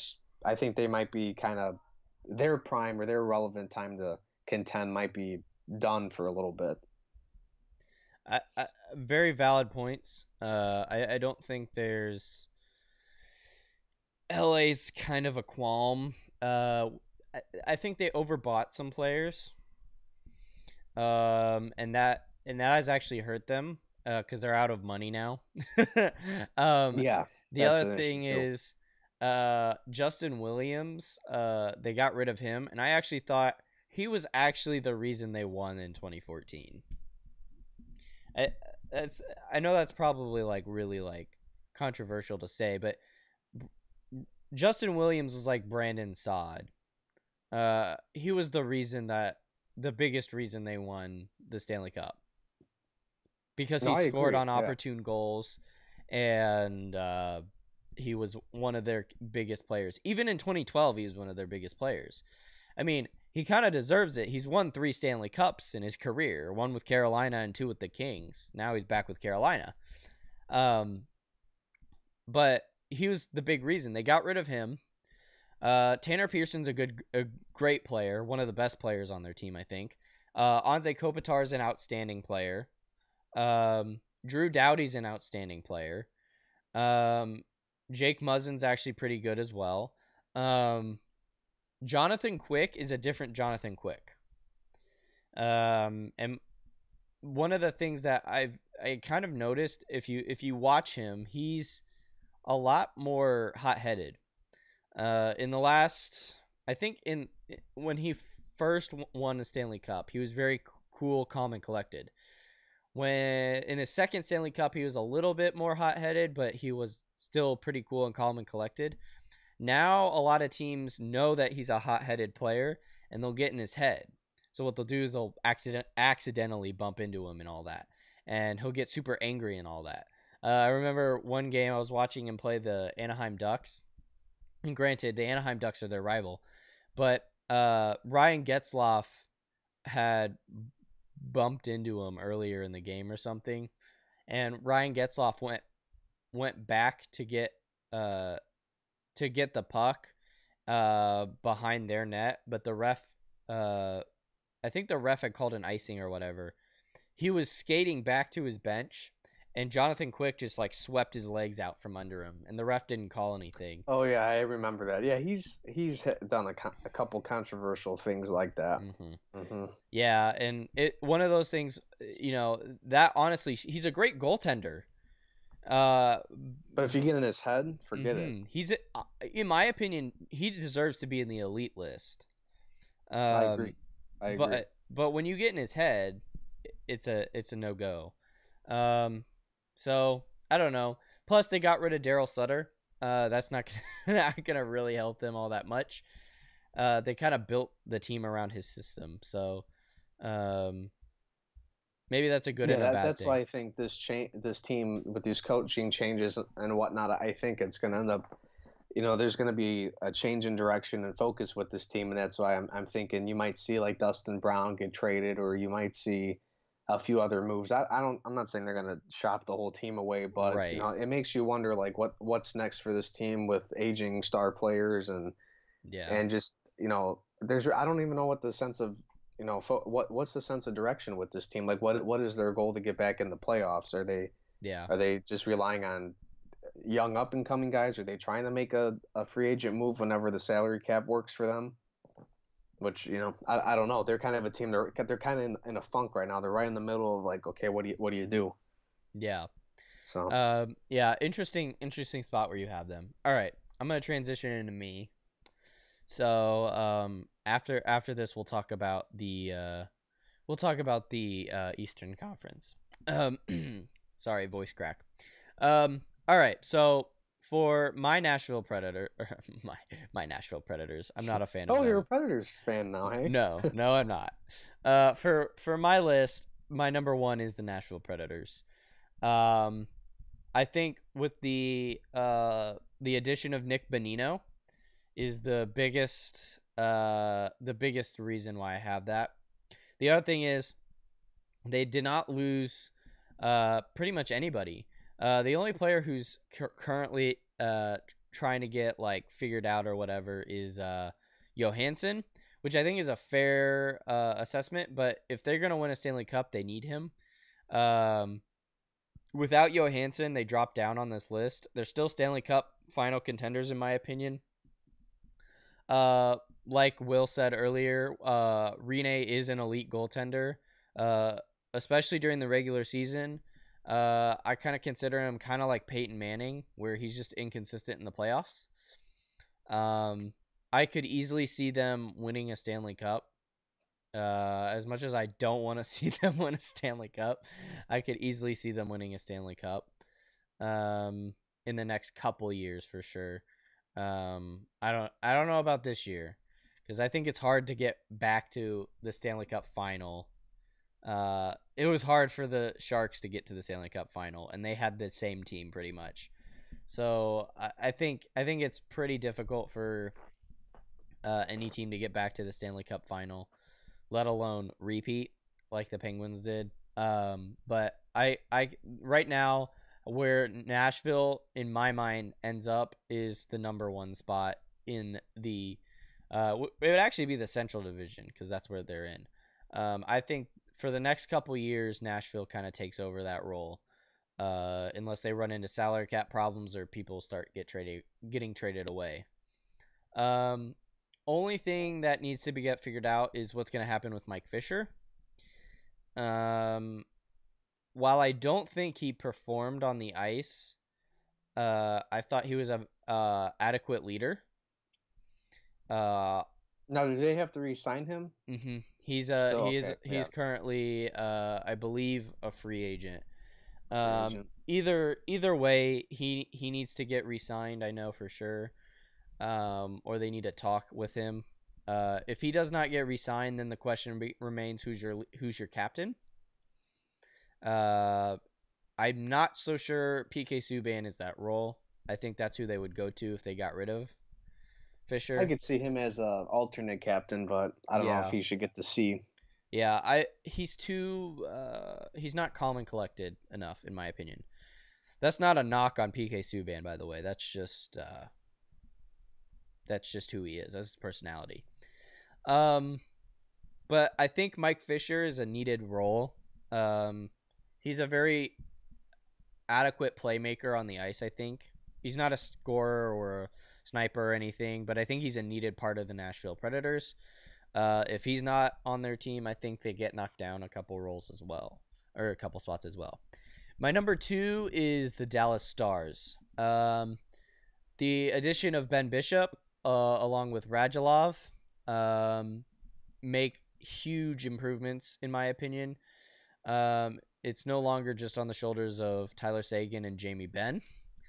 The loss of Patrick Eaves, I don't think really helps them. However, I think Patrick Eaves didn't really fit into their system a whole lot.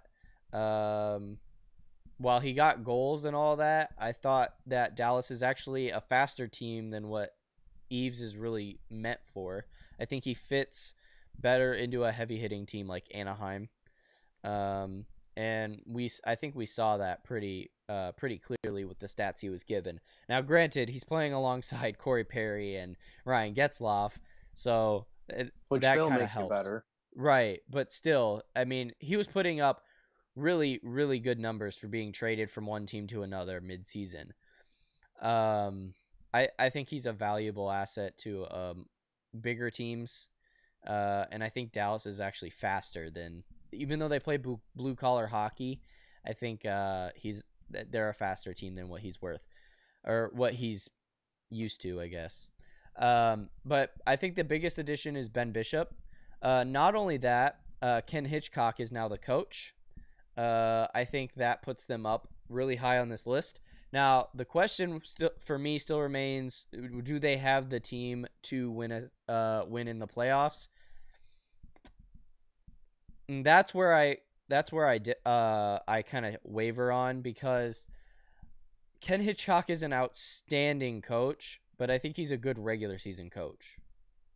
I'm not really sure he's a good playoff coach. I think Dallas is on the verge of being an outstanding team. I think they're a couple moves away from that. I don't think they have Stanley Cup team potential right now, but they could be in the next couple years. Definitely they make a threat and a good push, I think, this year, though, too. I think they give teams like Chicago and St. Louis a run for their money. Give them some really scary games, like we saw a couple years ago. Yeah, overall, I think they're going to be a good team. However, the one question that I think does remain as well is defense. Defense is, I think, their biggest issue still. And they lost Patrick Sharp, who is now with Chicago. I think that Patrick Sharp was actually a very adequate leader for the Dallas Stars. I don't think he was going to win a Stanley Cup with Dallas ever, but he was a good leader. And the loss of a skilled player like Patrick Sharp actually kind of hurts them. So it'll be interesting to see what happens with that. So right now I think they land as the number 2 spot in the Western Conference. Not sure where they land, how they'll do in terms of playoff positioning, though. Might get to the second round, but I think they lose out of that. Number 3, I have Anaheim. Reasons for Anaheim staying pretty high up for me. Number 1, the signing of Ryan Miller as a goaltender. Big signing there. Number 2, Vegas did not pull any defensemen that I thought they would pull. They pulled Shea Theodore. Not that that's a bad pull, but I was expecting a Sami Vatanen or a Hampus Lindholm, or even potentially a Cam Fowler. And they pulled Shea Theodore. So interesting move by Vegas for sure, but I think that the Anaheim Ducks got lucky with that, and because of that, that keeps them pretty high up in this list. The other thing is Ryan Getzlaf and Corey Perry playing in a more controlled system under head coach Randy Carlyle, who is now has signed a 1-year contract again with the Anaheim Ducks. I think he did outstanding work as their coach, putting them in a more controlled system. Bruce Boudreau really struggled with having a controlled system, I think. I think he pretty much let the players loose. And that didn't really help. We saw that with Minnesota. And so because of that, that is kind of the reasons why Anaheim, I think, is going to be a number 3. Also, with Patrick Eaves coming back into the lineup, that's also a good thing. That being said, let's move on. My number 4 is actually the Edmonton Oilers. I only put them down 1 spot compared to Will. I think they're gonna make a good push this year in the playoffs. In fact, I think they're the new LA Kings, if that makes sense. They're the scary team out of the West, I think, and rightfully so. While Connor McDavid is a scary player, I think I'm more scared of players like Leon Draisaitl, Milan Lucic, and goaltender like Cam Talbot. I think that's all, those are all players to be worried about. My big qualm with Edmonton is that they just signed Connor McDavid to an outstandingly high contract. And I think they honestly overpriced him. Not that Connor McDavid isn't a good player. I'm not saying that at all, but the best player in the world is considered Sidney Crosby, and he doesn't even make that much. So I think that says volumes. Not only that, Patrick Kane or Jonathan Toews don't even make that much. I don't know. To me, it's just he limits so much of their salary cap that I think it knocks them down a few pegs. Well, that's the thing, is the salary. There's not even a good salary cap. Like, that's going to strap down that team financially when they're trying to even make a future addition. So I agree with you. Yeah, and he signed an 8-year contract. It's not even like he signed 4 years. He signed 8 years. It's forever. Which sucks for Connor McDavid, I think, honestly. Because he basically just limited his Stanley Cup wins. I thought he had 1 or 2 guaranteed wins. Now I'm not so sure. So I think they're a good threat for sure. Don't get me wrong. I'm not knocking them out of the threat position. I think they're the new LA Kings. They're the team to be scared of out of the Pacific Division. But we'll see where they end up. I don't think they win a Stanley Cup this year. But I think they make a good threat for it. Underneath them, I have the San Jose Sharks. Pretty much the same team. Problem is they're an aging team. And they're a very old team. Joe Thornton's an important player, but I don't think he's that important. Here's how I should phrase it. He's an important guy in terms of the locker room and the chemistry and all that. But in terms of point production and all that, he's starting to struggle with that. Last season, he struggled with it. I really don't see him becoming anything more than maybe the production value of a third line player now, just where he's at in his career, which is fine. It's just he's not that superstar player that I remember him to be. He's a big player, he's a good player, and he deserves the credit that he has, but I don't really know if he goes any higher than what he does.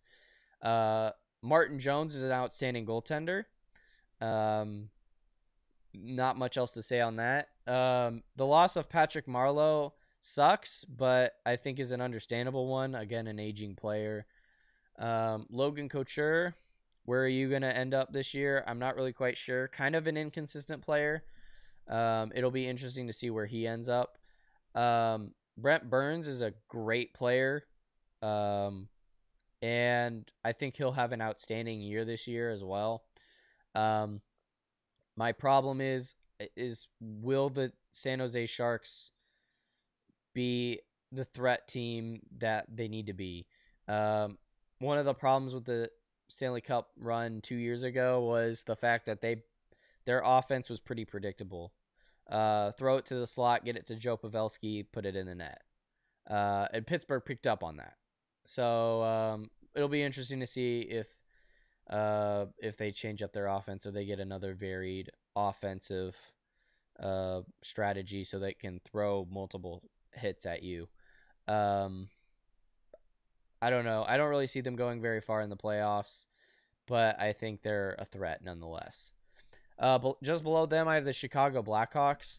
Only reason I have Chicago below them is because of youth. They're in the middle of a rebuild, in my opinion. They got rid of some players. I know Johnny Oduya is no longer on their team. He just signed a 1-year contract with somebody I just saw recently. So that was interesting to see. The addition of Patrick Sharp and Jonathan Toews. I was going to say Jonathan Toews. He's been on the team forever. Brandon Saad has really...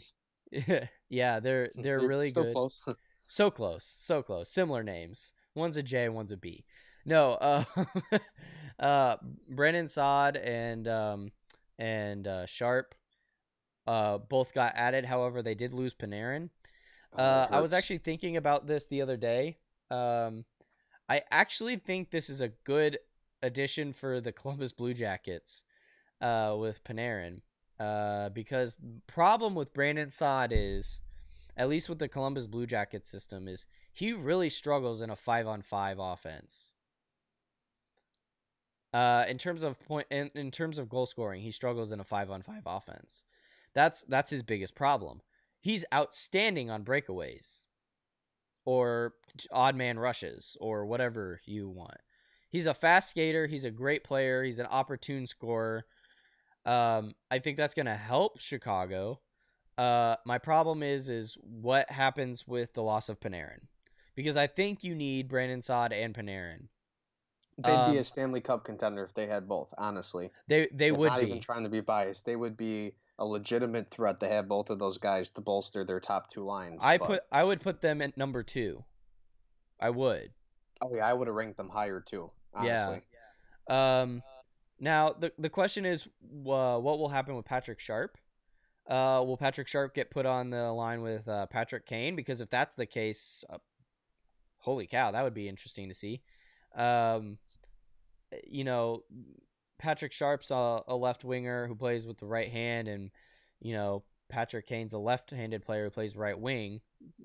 Already a similar lineup to how Panarin played. The only difference is Patrick Sharp's an old player compared to Panarin. And he's been injury riddled the last 2 years, so hopefully he can stay on the ice most games.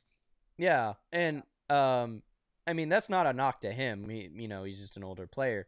But that being said, he's got the experience. Him and Brandon Saad both have the experience. Panarin hasn't won a cup with them.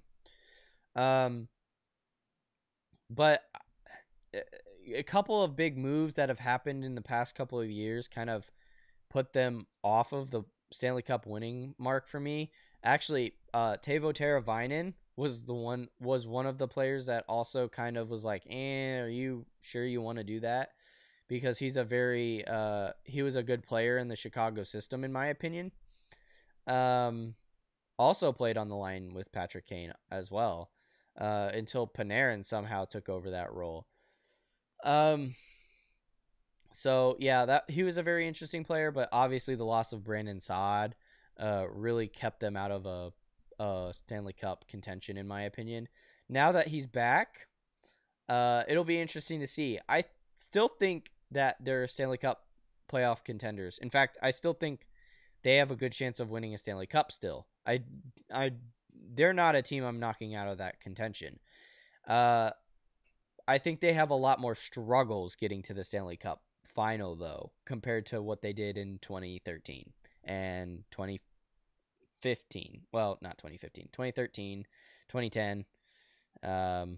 Yeah, it's going to be a lot harder for them. Yeah, they don't have a defense. Just remember that they really don't have a defense anymore.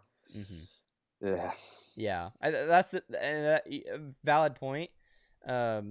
Will brings up a very valid point. Is defense is also another struggle with them. They brought in Johnny Oduya for that and then traded him away. I mean, he was only in there for maybe a month, maybe 2. Yeah, overall, big struggle for them. The other thing that's going to be interesting is at the end of this year, Jonathan Toews and Patrick Kane, their contracts are up. So that'll be interesting to see what happens with that. I actually think one of them gets traded in the offseason. Don't say that. My problem is they're going to ask for too much money. That's my biggest problem. I think Patrick Kane and Jonathan Toews are going to ask for too much money. And that's why their team, they can't keep some of their other impact players. That's what I don't think people realize. Like, I would love to talk to Kane and Toews and be like, if you each could take even $3 million a piece off your contracts, you can keep a Brandon Saad type of guy. Yeah, exactly. And that was actually when I first saw that Saad got traded, and I still agree with this, one of the things that made me kind of go, really, was the fact that Patrick Kane and Jonathan Toews had signed a contract, I think the year before they had won the Stanley Cup in 2015, and they basically had signed these big contracts, and when I saw they got rid of Saad, now Saad was asking for more money than I think he's worth.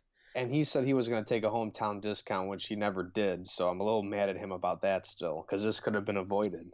Yeah, I'm not blaming everything on Patrick Kane and Jonathan Toews, but I do think that Brandon Saad did get a little screwed over by them, because I think he could have stayed had they had taken less money. They could have traded some other players to even free up some cap space. He might have been worth trading a defenseman or a couple of depth guys to just fit him in, and then you figure out the other pieces later. Yeah, I agree. I don't think he was one of the biggest, I think, losses to the Chicago Blackhawks. I know Patrick Sharp and Johnny Oduya also got moved. That also made some big waves as well. I don't know. The management with the money for Chicago also is also in contention with what happened here. Of course. So I think Scott Bowman gave more money than some players were worth. Not that Jonathan Toews and Patrick Kane are worth the money. The question is, do you want to pay them the money, or do you want to win Stanley Cups? Exactly. Or even Brent Seabrook getting a 7-year contract 2 years ago, when he's been a good defenseman, but he hasn't been great of late. Like, I don't want to see him get traded like some people would like to because of his contract and his play of late. But again, some of these cap casualties, because we're putting so much money into just a few players, and I get it, you want to keep your championship core together, but again, trading Hjalmarsson for almost nothing or for some minor cap relief was a little bit frustrating. Trading Saad because you can't afford him. That's why, like, I totally agree with you with what you say about Connor McDavid. The Oilers need to be careful. Do not fall into that Blackhawks trap. And now I know they're only paying one guy a lot compared to the Hawks having to pay Kane and Toews, but don't fall into that trap to where you're paying so much money to two guys that you can't fill out the rest of your team and bring in more quality players to help these guys to be a team that can compete every year. Yeah, honestly, here's my thing. I think Patrick Kane gets traded because I think Patrick Kane's going to get greedy. I just think he will. I think Patrick Kane gets greedy and asks for a little bit of a raise. Not a whole lot, but enough for Chicago to say, we're going to trade you, because we don't have the money for that. So I think Patrick Kane gets traded. I'm not really quite sure where he would get traded to. Maybe like a New York Islanders, New York Rangers, maybe a Toronto. You're making me cry with this conversation. But no, I don't know. But I know. Yeah. But my point in bringing this up is we'll see how they end up playing. Maybe this will affect them. Maybe it won't. Maybe it'll affect them for the positive, because maybe they'll be like, my contract's on the line, I want to earn my spot here. I mean, the other thing is, I could see Patrick Kane and Jonathan Taves being extremely loyal to Chicago. They both love Chicago. I know they do. The question is, will they get greedy with it? That's kind of the big question. So it might affect how they play. And by the way, I will say this: if Patrick Kane and Jonathan Taves are hot, Chicago moves extremely up this list. They'll bump out a Dallas Stars team, in my opinion. That's just how it is. Yeah, Kane's been phenomenal the last 2 years. If they can just get Taves back to his level like he was 2, 3, 4, 5 years ago when he was a guy scoring 20+ goals a season and whatnot, he just for whatever reason the last 2 seasons he's been off, and I don't want to say he peaked or anything because he's still got potential and he's still in the middle of his prime, but you're hoping he could be a quality first line center again because I mean he's the captain and he means a lot to this team leadership wise, but his production the last 2 years is more like a second or third line player. So and that's why they also brought back Saad too, because when it was Taves, Sharp, and Saad, that was one of the probably top 10 first lines in the NHL back in 2015. That was a scary line. Like that was just a phenomenal line, and that's the thing. Like, and I'll defend them to a point too because they went through so many, 5, 6, 7, 8 guys, these line combinations when Sharp and Saad left a couple seasons ago. That it's not like Kane where he always had Anisimov and Panarin unless they were hurt or unless they had to make a change in the game because they couldn't get anything going. He always had those line mates and they were consistent. Yeah. Taves hasn't had that for the last 2 seasons, so I'll give him a little bit of slack and an excuse. But yeah, he needs to up his game this season. He definitely does. The other thing is that well, Jonathan Taves, before we leave on Jonathan Taves, his best season I think was 2015 when they won the cup. Oh yeah, fantastic year. He was dominant in that. But yeah, like you said, he hasn't shown up. I actually think Patrick Kane could play better. He's played okay, for sure. He's played okay. You can put Kane on the first line, really, but I guess you don't want to stack all your top players on the first line and forget your other 3 lines. I get that. You could honestly put Taves on the second line and Kane on the first line. I mean, yeah, opinion. Like it's funny. Quenneville always changes the lines, but he'll never move Taves, and I can understand why to a point, but I don't know. Yeah, the other thing is Quenneville. How will Quenneville react? When they win the Stanley Cup, he has. Well, I should say this. In the 6 years that went on between the Blackhawks winning the cup and the Kings winning the cup, he coached his lines phenomenally. I'll give him all the credit because he deserves it. He really coached his lines phenomenally. My problem is this year he didn't. So my question is, what's going on with Quenneville? Was it those last years? Was it more Quenneville or was it more the players? And I think that's a valuable question to ask because if it was more Taves in the locker room coaching the team than Quenneville just switching the lines up, and having a superstar team, then that means Quenneville's an okay coach. Don't get me wrong. I don't consider him an okay coach. I consider him a great coach. One of the best in the league right now. But my question is his time over? Should Chicago be looking for a new coach? Maybe that's a question to ask. We'll find out. But if Quenneville coaches properly, like I'm used to seeing him coach, then they'll do really well. But this past year, he did not do very well, in my opinion. Moving on from Chicago, just below them, I have the Minnesota Wild. I think Bruce Boudreau is going to struggle with Minnesota. He struggles as a coach in general. I don't see them doing very well, especially with Dallas and Nashville. I think Dallas and Nashville really give Minnesota a run for their money. I think Minnesota last year really picked up on the opportune moments of Chicago struggling and St. Louis struggling, and then the rest of the Central Division basically playing terribly. Nashville was non-existent. Dallas was non-existent. I don't see Minnesota being much higher than they are, honestly. Maybe a few spots higher. I don't know. That's just how I see Minnesota. I definitely don't see them winning a cup. I don't think Bruce Boudreaux. No. I don't think he's a good enough coach for that. Chicago, on the other hand, I can see a cup, but not Minnesota. And it's just a difference of coaches, honestly, with that.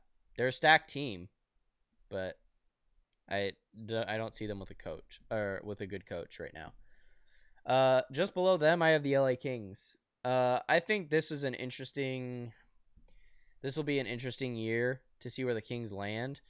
I'm more optimistic with the Kings than I think Will was.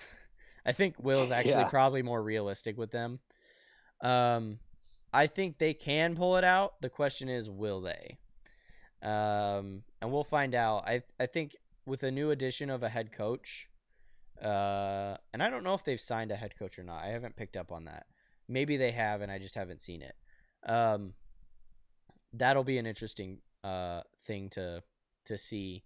Anze Kopitar. John Stevens is their new coach, by the way. I just looked it up because I was curious. Okay. Yeah. That'll be interesting to see how that ends up. I have no idea. I don't think I've ever seen John Stevens coach. Maybe I have, and I just don't. He's a former head coach of the Philadelphia Flyers. I don't know when he coached them though. I'm gonna look this up myself. I don't know. That's a Philly hasn't really done all that great for the past. No, and I think what it's going to indicate with his success is his roster. I don't think he has the roster that's going to make him successful right away. I think because they're in the Pacific Division. This is kind of my reasoning. Because they're in the Pacific Division, Jonathan Quick is back. Right? I think last year he was back, but he was still coming back from that injuries and all that. I think this year he'll be back. Drew Doughty will be a dominant defenseman because he's their version of Duncan Keith, in my opinion. I think that Anze Kopitar will be back, and I think that 70s line with Tanner Pearson, Tyler Toffoli, etc. I think they come back.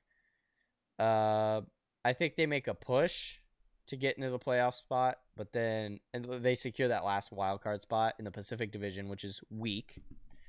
And that's the only reason I think they're here is because they're weak. They're in a weak division. I mean, in the Pacific Division, they're San Jose's leagues ahead of them in terms of skill, in my opinion, right now. And with coach, Anaheim is leagues above San Jose. LA is bottom of the barrel in terms of the California teams. But they're lucky they're in the Pacific Division. After that, we have Winnipeg just barely on the bubble. I could see Winnipeg pushing LA out of a spot easily. I think these two fight for it. Realistically, Winnipeg probably has a better chance than LA, but I'm making my prediction here. After that, Calgary, I think I have them in the same spot as Will.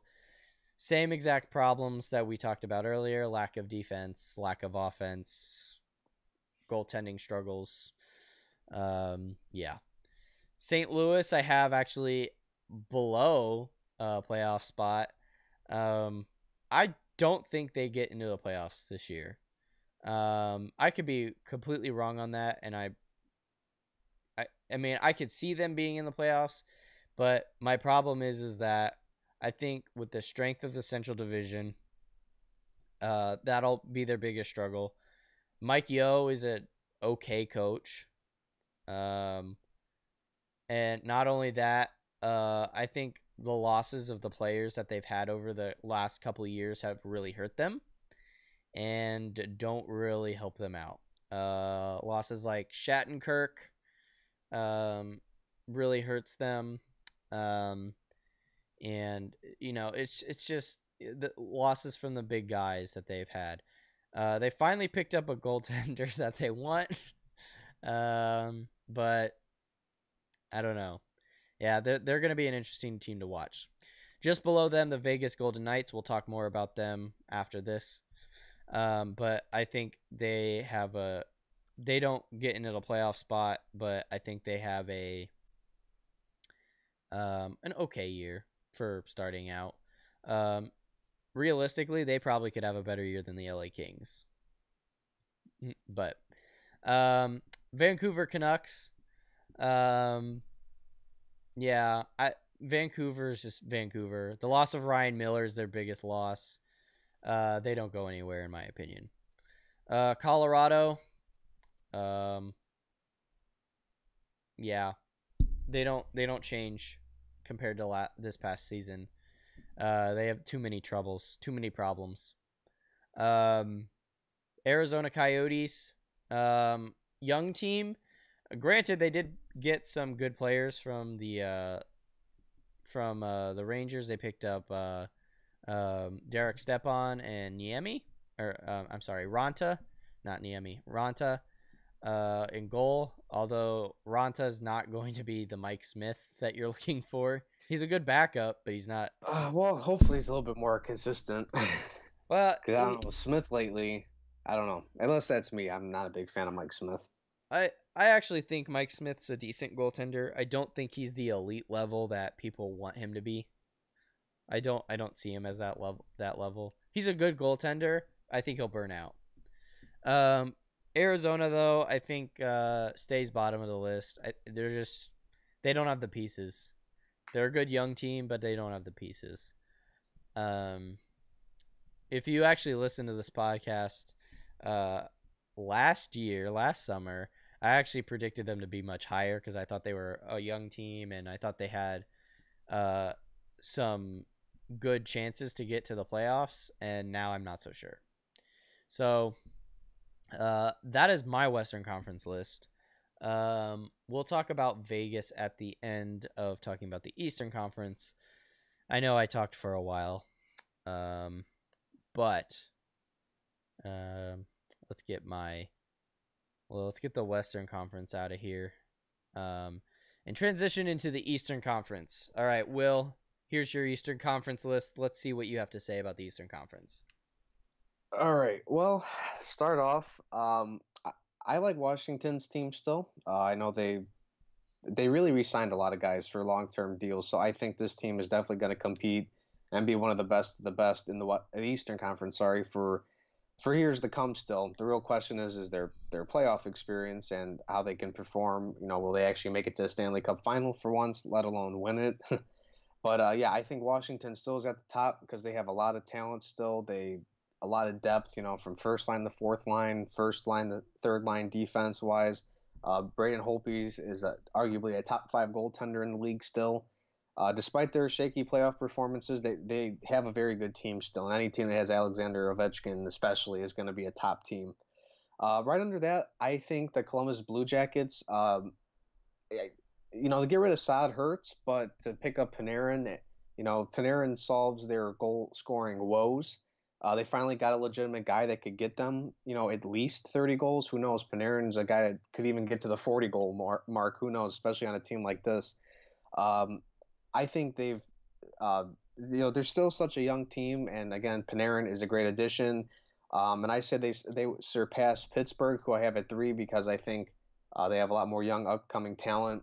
Transitioning into Pittsburgh, yeah, they have some pretty good depth too. It's a little bit shaky now because they lost a couple of guys, but at the same time they re-signed a couple of key guys that are kind of their up-and-coming guys per se, or they have quality lines at the third and fourth lines. So definitely, I think Columbus is a little bit better at them at this point, but you can never rule out the Penguins, so I'll take them at 3 for right now.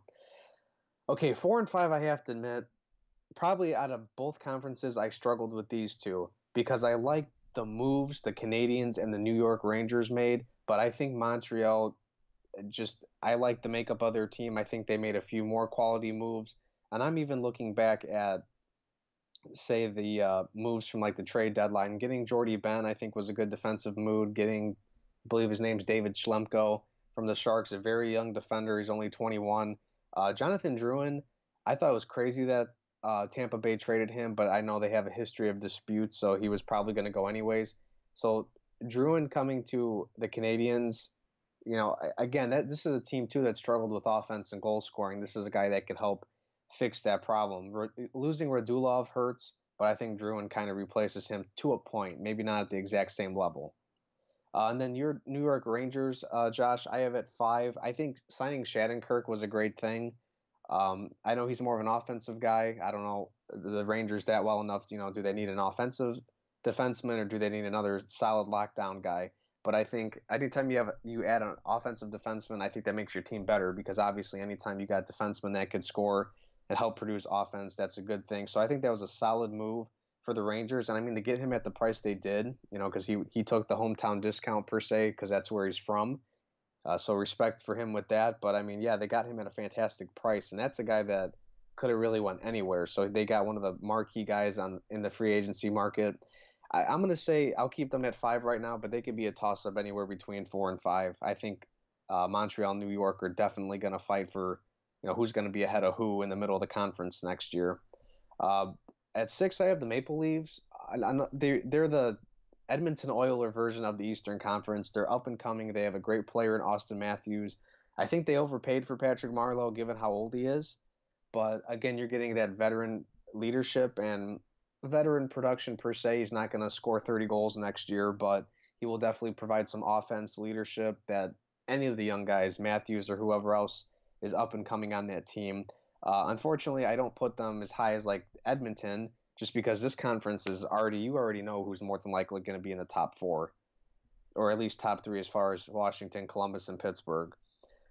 So yeah, 7, I have the Senators. I still like the makeup of their team. I think they are lacking a superstar. I mean, I guess Erik Karlsson is considered that for Ottawa, but I think they need some star power offensively per se, and I don't think they have that still. They have some solid goaltending. I don't think this is a team that might be fighting for a playoff spot or at least a wild card spot, but I think they have enough to. I think they're still ahead of a couple of the other teams that, as you can see on the list, that I don't even have above that dotted line. And then 8th, I have Boston. Again, another team. I feel like they need to, not totally hit the reset button, but I think they're trying. I think they're delaying the inevitable as far as rebuilding. Obviously, Chara's getting old, Bergeron's getting old. They're still capable players, but they're not going to fight for Boston anymore and get them to, the 4th place or 5th place. I think this is a team that's a fringe playoff team. Definitely, we'll have to see what happens. I think they still make the playoffs. And as I talk about them leading into my bottom teams that are going to either fight for a playoff spot or not make it at all, I think Boston still is a little bit better than the Islanders.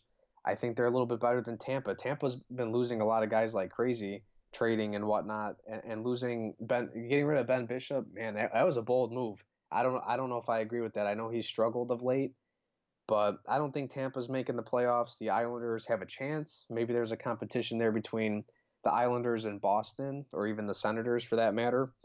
And the last team that I think below that has any chance of being a wild card, and this is a maybe, they have to, I think, exceed a few people's expectations. But I like what the Carolina Hurricanes are doing. They've been, they got Van Riemsdyk from the Hawks, and then they got Scott Darling. I think they got Marcus Kruger too. I think the Vegas Knights traded him as well to Carolina. So they're bringing, it's like a pipeline, I guess, of Hawks players to Carolina for whatever reason. But I'm liking the makeup of their team. They're a young team. They're unproven, but anything goes at the bottom of the Eastern Conference here for fringe playoff teams or anyone trying to get that wild card spot. So I would say really it comes down to the Islanders, Lightning, and Hurricanes of teams that could fight for a playoff spot, but just might not make it per se just yet. But that's my way too early predictions for the Eastern Conference that I'm probably going to get all wrong, knowing my luck.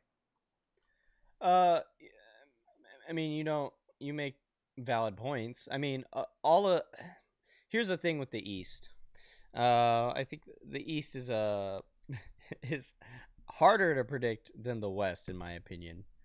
The top 8 teams are really hard to predict, I think, out of the East. The West is a lot easier. when it comes to that. So valid points all around. Looking at this list, I think we're fairly similar. I'm just surprised you have Pittsburgh so low. Well, and I'll explain that here in a moment. And I actually was looking at this list, and I needed to change something. I had Tampa Bay too high on my list. But I will talk about that here in a second. But I just wanna ask why do you have let's see, let's talk about, what do you think about Florida? What do you think happens with Florida this season? Obviously you don't think they're a playoff contention team, which is fine. What do you think about Florida? Do you think that what do you think they need to do to get to where they need to be? Because they have a lot of good pieces in place. What they need to do to me is just prove themselves with their play. Yes, they have talent. They have some really good guys. Again, they're still a young team, so I don't want to say they're still developing, because there's a couple of guys like Aaron Ekblad at this point. I don't think he's developing. I think he's entering his prime now. Yeah, he's there. But there's some other guys that need to step it up, and they're another team too where they would have competed and potentially got back in the playoffs again last year if they just had the offense. Mm-hmm. They're another team that struggled to score. They had disappointing power play numbers and performances. Some people think Yager should have stayed. Some people say no.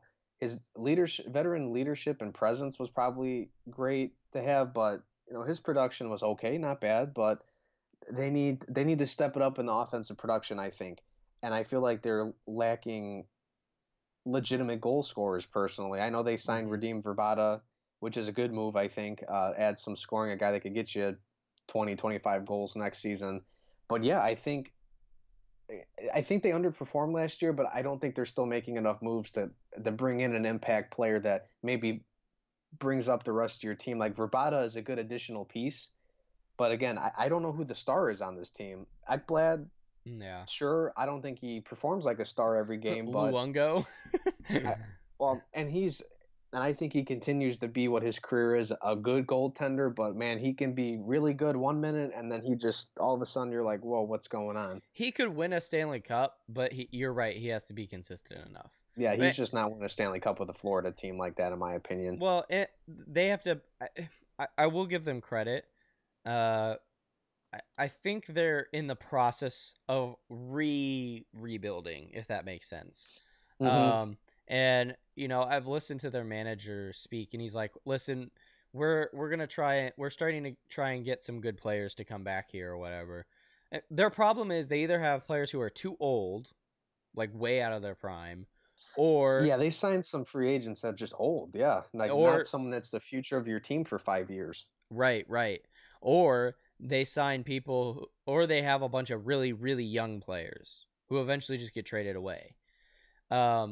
They don't have any players in their prime like Patrick Kane. They don't have any players in their prime like, well, I guess they're technically out of their prime, but they're still on the verge of leaving their prime, I guess I would say. Like Ryan Getzlaf, they're still relevant enough. Yeah, I mean, to make an impact for their team. Yeah, they need these players, and they don't have any of them. I actually think Jaromir Jagr is one of. They need Jaromir Jagr. He does make them a better team, believe it or not. Mm-hmm. Even at his age, he makes them a better team. Oh my God, yeah, 25 goals a season at his age. That he's playing better than most third line players. I mean, he played better than Jonathan Toews last year. Mm-hmm. And I mean, honestly, for Jagr's sake and where he's at with his career, he's better off going somewhere else, though. So he doesn't have to be heavily relied on that main piece. Like if he went to I don't know, if he found a way to get to I don't even know, I'm trying to think of a team that could use him as like a quality second line or third line guy. Because he's obviously better than a fourth line player. Teams like, I think Anaheim could use him. I think Columbus, if you're thinking Eastern Conference, just that veteran presence. Columbus could use him. I think either New York team could use him. Boston could use him. Toronto could use him. Montreal could use him. I don't know. There's a good chunk of Chicago could use him, if they had the money for him. Yeah, but they're real strict on getting young, so I'd love to fair. see that happen. But unfortunately, I think Stan Bowman's like, no more old people. Which is unfortunate because I think he could actually make he could win a cup with Chicago. If Jaromir Jagr got added to Chicago, they would bump up that list. That's he's honestly that good. Yeah, because he could fill in the absence of Hossa and be even better than Sharp, who's kind of considered to be taking Hossa's absence. So oh yeah, he could play on the left wing with Patrick Kane. Do you imagine that? We can only dream, right? Though we can only Right. dream. I mean, I know he's 45, and I know some people I know that are Hawks fans would be like, "Why do you want him so old?" I'm like, they already got enough young guys. He's got some size to him. You play in the Central Division. He's got some size to him. Not the fastest player by any stretch of the imagination, which might be his downfall, but he's a 20-25 goal scorer. Well, he plays down low. Be a guy, yeah, and that's why he'd be a guy that he would be considered a third, even a fourth line player, but not in a bad way. Like, oh my God, he's only going to play like 3 shifts a period, but a guy that when he's out there, he's giving his all in elevating your fourth line group or third line group and making them better, and his having less minutes but quality minutes, if you get what I'm saying. With his age and getting that, okay, yeah, he's slowing down. He's 45 years old. He doesn't play like a 30-year-old anymore. So, yeah, you got to be smart and manage your older players. Well, he played on the first line in Florida. My thing is, I think they over relied on him. I know they don't have much ahead of him, but that's just the state of the Florida Panthers and why I think I don't want to say they're a mediocre team, Josh, but like they're kind of just average. And you can't be average in the Eastern Conference. And I know you think it's tougher to pick the Western Conference, and I think it's the Eastern Conference just because more of the elite teams are there. And I think the Western Conference kind of could fluctuate with who's, top of the conference, who's at the bottom. But like to compete, to get anywhere close to the Capitals, the Jackets, the Penguins, even the Canadians and Rangers, who are good teams, but I don't think they're great just yet. You got to have some star power, and Florida doesn't have that, unfortunately. I feel for that franchise and that fan base. They're like Nashville. They could be an up-and-coming Nashville type of franchise, but they don't have the star players, and I don't know if they're in their system or if they need to make a move via big trade or free agency eventually. So I think they need to make a bunch of different moves, and it's fair that you have them where they are. I don't think if they make the playoffs, and that's a big if, I think they're a wild card spot. Yeah, I don't see them anything other than a wild card if they get to that. I'm not certain that they're much better than Boston, who I know I've been harsh on lately, or even a Senators team, or even a couple of the cusp, on the cusp teams that I mentioned, like the Islanders and Tampa Bay. I mean, if anything, I could say maybe they could play better than the Hurricanes just because they're still unproven. But that team continues to get better every single season as far as at least the roster. Performance is kind of iffy, but that roster has been improving for the last 2 or 3 seasons, at least for that long. Oh yeah, and they're an interesting team to watch. I don't like Carolina, but they're gonna be an interesting team to watch for sure. I'm gonna transition and start showing mine, and I do have one question, but I'll wait till my list. I get through my list. So, for my Eastern Conference, my number 1 is the Washington Capitals. I don't think they leave the number 1 spot for this year. My problem is that I don't see them winning a cup. Ovi has shown me, at least this past year, that he's getting older than what I've seen in years past. I think that's a given, but that it's affecting his production values now. And I think because of that, Washington becomes less of a threat than what I'm used to. Not only that, they couldn't win with the stacked team they had now. The Pittsburgh Penguins, which were in my opinion, should have lost in the second round to Washington, did not, and beat them. I think because of that, Washington loses all faith with me. I also don't think Barry Trotz is actually that good of a coach. I never thought that to begin with. I think he's a okay coach. He's got a stack lineup, you know, to be critical, and maybe it's a little bit unfair to be that critical, but like there are some coaches, their roster, you know, dictates how successful they are, and like he inherited a team that was already kind of stacked. Mm-hmm. You know, obviously added a few more pieces when he came, but they're a stacked team. So I think he might be a little bit, he might be riding the success of his roster. So I agree. Yeah, if they can get a better coach other than Barry Trotz, if they had Coach Quenneville in that lineup, holy cow, Washington would be winning cups. Yeah. And I say cups in plural because they would be, but that's not the case. But number one by the end of the season for sure. I don't see them winning a Stanley Cup though. Number two, we have the Columbus Blue Jackets. I think the addition of Panarin is actually a benefit to them, and a big one, because he plays much better in a 5-man system. They kind of struggled to find a fit for Saad, I think, because where he struggled on their system was 5-man. They weren't an on the rush system; they're a 5-man system. So, he really struggled in that, and because of that, he was basically a healthy scratch a lot of the times. But because of that, I think the Columbus Blue Jackets become a big threat this year. Not only that, they got some playoff experience from this past season. Also, John Tortorella is an outstanding coach. I know that's a controversial statement, and he might not be the most liked coach, but he's an outstanding coach. He's won a Stanley Cup with the Tampa Bay Lightning for a reason. He did outstanding work in New York. It was actually kind of sad to see him go, but understandable why he left. He's an outstanding coach. He just is. He struggled in Vancouver, but I think Vancouver has its own problems, not just a coaching problem. I think, and this past year, he was actually a much more controlled coach. He wasn't just screaming from the bench all day long. I think Columbus gets pretty decently. They get some pretty good traction with their team. The question is, will they perform in the playoffs? I'm not so sure. I think they get to the second round at most.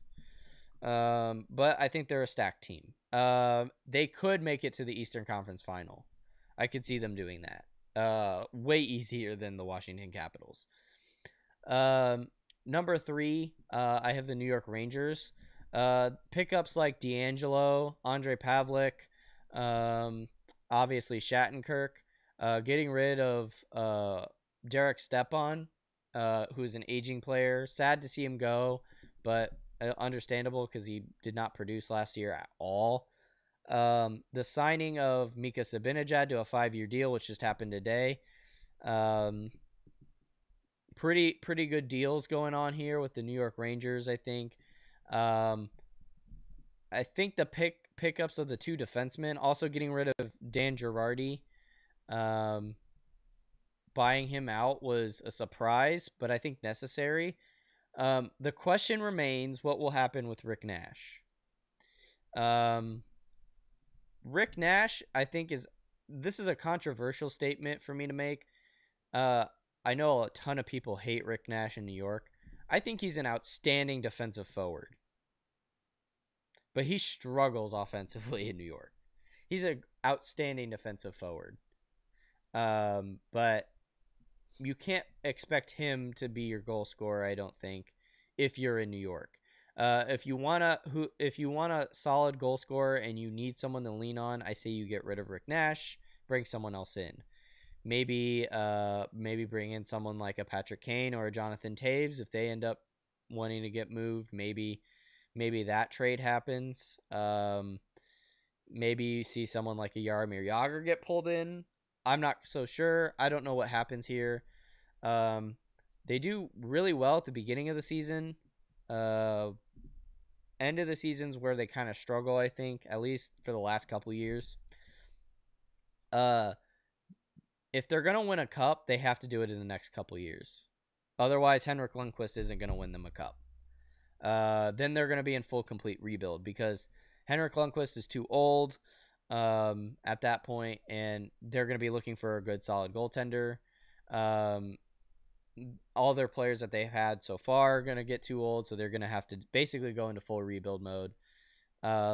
They need to win a Stanley Cup in the next couple years, 3 at most, or they're not going to get anywhere. That's just my opinion. Number 4 below them, up and coming team. I actually have them higher for a good reason. The Toronto Maple Leafs. Austin Matthews is my new favorite American player who's a rookie. He's outstanding to watch. He's a combination of Jonathan Toews and Patrick Kane into one player. Great player, calm, cool, and collected. He's not a jerk on the ice or off the ice. Mike Babcock has done wonders with him. He's a superstar already.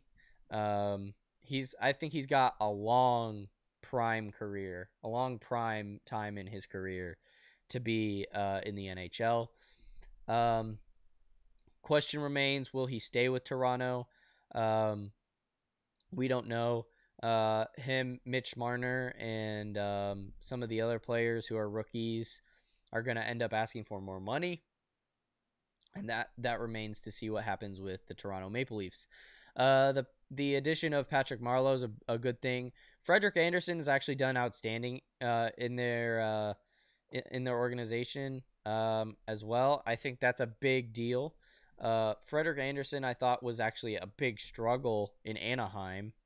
I thought he was inconsistent. I still think he was inconsistent with Toronto. He let goals in that he should not have let goals in. And that's not going to change. I think that's Frederik Andersen. That's his fault. But still a great goaltender, still able to give them a run give teams a run for their money. The teams have to play, Toronto has to play well in front of him. But I think they can do that. And they're a young team too. Their whole team is pretty young. So a lot of hope and desire coming out of the Toronto system right now. I think it'll end up benefiting them in the future. They are going to be the Chicago of the East in my prediction. Threats for multiple cups, going to be the big threat. I guess you could call them the Detroit of the East now, if you want to call them that. I think they make the playoffs multiple years in a row now. Big threats for Stanley Cup contention. Big threats as a team as a whole. So, big things coming for Toronto in my opinion. Ottawa, I have just below them. I could have ranked them higher, except for the fact that they lost Mark Mathot. And unfortunately, not to their own doing. Unfortunately, Vegas picked him. And then they got rid of him for some stupid reason. We'll talk more about that at the end of this podcast. But Ottawa, with Erik Karlsson, Bobby Ryan, and a few other players, I think they've done some really good work building a team. And their coach has done a really good job keeping that team intact. Not Frederik Andersen. What's his face? I can picture him right now. Craig Anderson. Thank you. I knew it had an Anderson in it. Their goaltender is good. I don't really consider him elite level. I think he's a good goaltender though. A bit inconsistent. But a good goaltender nonetheless. I don't see them getting to where they were this year. I don't see them coming Eastern Conference Finals. I think they go to second round at most. I think the Atlantic Division is getting tougher. And unfortunately for them, they have to deal with the Toronto Maple Leafs, the Boston Bruins, and the Montreal Canadiens. I think those are their big threats. Just below them, I have the Boston Bruins. While they might end up lower than them, I think that they end up becoming a threat for the playoffs. If they play how they played at the end of this past season, when they made that push for the playoffs, I think they become a good cup contender. At least Eastern Conference Final contender. Granted, Zdeno Chara and Bergeron and all of them are getting old. They've lost some big players in their lineup. That being said, they do have players like Bolesky, who they've picked up over the years from other teams who I think help out with that. So yeah, I think Boston just remains a decent contender for a cup. But I don't think they win a cup this year. I think they're a good contender for sure. Just below them, I have Montreal. I know I have friends who are Montreal fans. They're probably gonna hate me for this, but I don't see them winning a Stanley Cup, let alone being much higher than a 7th seed. Maybe they end up being like a 5 seed and pushing Ottawa out of that position, but I really don't see them winning a Stanley Cup. My big problem with Montreal is, well, twofold. One, their head coach is absolutely hardcore defensive minded, which is not what they need. They have one of the best defensive cores in the league, but they have no offense, and their coach doesn't help with that. Second part kind of leads into that. Their players who are on the offensive side, they don't have enough of them. They're loaded on defense, but their problem is offense. That is their biggest problem. They have one of the, if not the best goaltender in the league. They have one of the, if not the best defensive cores in the league. They have one of the weakest, if not the weakest, offenses in the league. And you're not going to win on defense alone. So that's why I put them so low. Jonathan Drouin, great pickup for them. I actually think this is a good signing for Montreal. Again, my problem is they got rid of some important players they needed. They needed Radulov if they wanted to even be considered a cup contender. They needed Radulov along with Drouin. Pacioretty needs to step up his game. He's not there. I don't know where Pacioretty has gone. Actually, losses of players like Dale Weiss. They got rid of Weiss a long time ago, a couple years ago, and I actually think that hurt them. So yeah, Montreal. I don't see you going much higher. I still think you make playoff contention, but I don't see you going anywhere else. Pittsburgh Penguins. I know I have fans who are Pittsburgh fans who are probably going to be mad at me for this. I don't see you going past the 8th seed. Maybe the 7th seed. I can see you being a 7th seed. I don't see you being very high in terms of ranking. Reasons being is Nick Bonino's been lost. That's a big loss to them. Chris Kunitz has also been lost. Not that that's a huge deal, but it's a big enough deal. Christopher Letang, we don't know what's going to happen with Christopher Letang. He got majorly injured this past season. I thought that was a big deal, but if he comes back, might help them out a little bit. Also, the loss of Fleury. Fleury is, I don't know. Marc-Andre Fleury, the loss to him was actually, I think, a bigger deal than what a lot of Pittsburgh fans want. He actually, without Marc-Andre Fleury, they don't win a Stanley Cup. So, yeah. I don't know. Matt Murray's a great goaltender, but the losses to Nick Bonino, losses of Chris Kunitz, and the loss of Marc-Andre Fleury, for me, really kick them out of Stanley Cup playoff contention. In fact, I don't really see them winning a Stanley Cup. I don't see them repeating or three-peating again. I really just don't see them doing that. And unfortunately, that makes the Metropolitan Division one spot easier to predict, I think.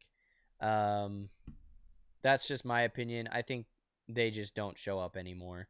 They got all. I think this is the beginning of their rebuild. If you're a Penguins fan, I'm sorry to say that, but I think this is the beginning of your rebuild. Crosby's at the end of his career. He's a great player and he still is, but I think he either gets traded to another team, or he just ends his career in the next couple years with the Penguins. Malkin, again, same thing, end of his career. I don't really see him doing much more after this. I think they won their last Stanley Cup as a Penguins team. Jake Guentzel, though, is a good thing for the Penguins fans to look forward to. I think they got some good prospects coming up in their system. Outside of playoff contention, I actually have the New York Islanders. I think they make a good push for this. I actually think they could push the Penguins out of this spot. Depends on what happens with John Tavares, I think. Johnny T, if he gets traded and someone else comes in, might put them up a little bit higher. Johnny T is an outstanding player, elite level player in my opinion. Don't get me wrong, but I don't think he's doing the New York Islanders any favors. He's a playmaker, and what they need is goal scoring, and they don't really have that right now. They did have that when they had Kyle Oposo, but now that they traded him away, it's kind of a big deal. And so I think the Islanders are going to struggle here. Definitely a threat, I think, for playoff contention. Not sure if they get past second round. Maybe get to West or Eastern Conference Finals. Maybe. But I don't see them going any further than that, really. Just below them, I have the Florida Panthers. I originally had the Tampa Bay Lightning here, and I was thinking about it, and I realized that's not where I really would want the I don't really think the Tampa Bay Lightning really end up here. Tampa Bay's traded away way too many players. Vasilevsky is a good goaltender, but he's not Ben Bishop. Too many offensive players have been given away. Too many defensive players have been given away. There's just too many holes. I don't see them. They're not the Stanley Cup contending team that I saw 2 years ago. And that's a problem. I don't see them being in that spot. However, Florida, I could see being in this spot. They're a more solid team, more consistent team right now. Not saying they're a threat for the playoffs or anything, but definitely a more consistent team than the Tampa Bay Lightning, and that puts them in the spot for me. Philadelphia Flyers. I actually think Philadelphia gets a really bad rap. I think they have the ability to get to a playoff spot. They have some of the pieces in place, not all of them obviously, but they have some of them. They could easily get to a wild card spot in my opinion. The problem is they don't play consistently enough during the regular season, and goaltending's an issue for them now. So, yeah, we'll find out what happens with the Philadelphia Flyers. If Simmons and Giroux step up their game and start playing outstanding hockey, then I think they have a better shot. Carolina, I actually have them below Philadelphia because I'm not quite sure if the pulling in all the Chicago players is really going to help them out. I think they're a wait and see. Justin Williams is going to help them out for sure. They have the young talent. I know they have Aho, who's an outstanding player. If you ever watch him play, holy cow, he's really good. Yeah, overall, I think they have the pieces in place. They just don't have the experience. We'll see what happens with Carolina, though. In my opinion, could get into a wild card spot for sure. Definitely have the talent to do that. Tampa Bay, already described their troubles, but they're below Carolina in my opinion. Below them, I have Detroit. Similar problems with compared to Tampa Bay. Lack of offensive production. So many holes everywhere. Howard is just an average goalie right now. I don't know. Coaching is an issue. Detroit is just such a struggle. And rightfully so. They've been a dominant team in the league for playoff spots for, 25, 26 years. So overall, that's going to take a toll on you. I think they're in rebuild mode. I don't think they go any higher than a spot that does not earn a playoff spot. Buffalo below them, I think they have had a lot of troubles. Jack Eichel is a great player, but I think they're having a lot of trouble in that city with their team. I'm not quite sure what the problem is, but clearly there's an issue.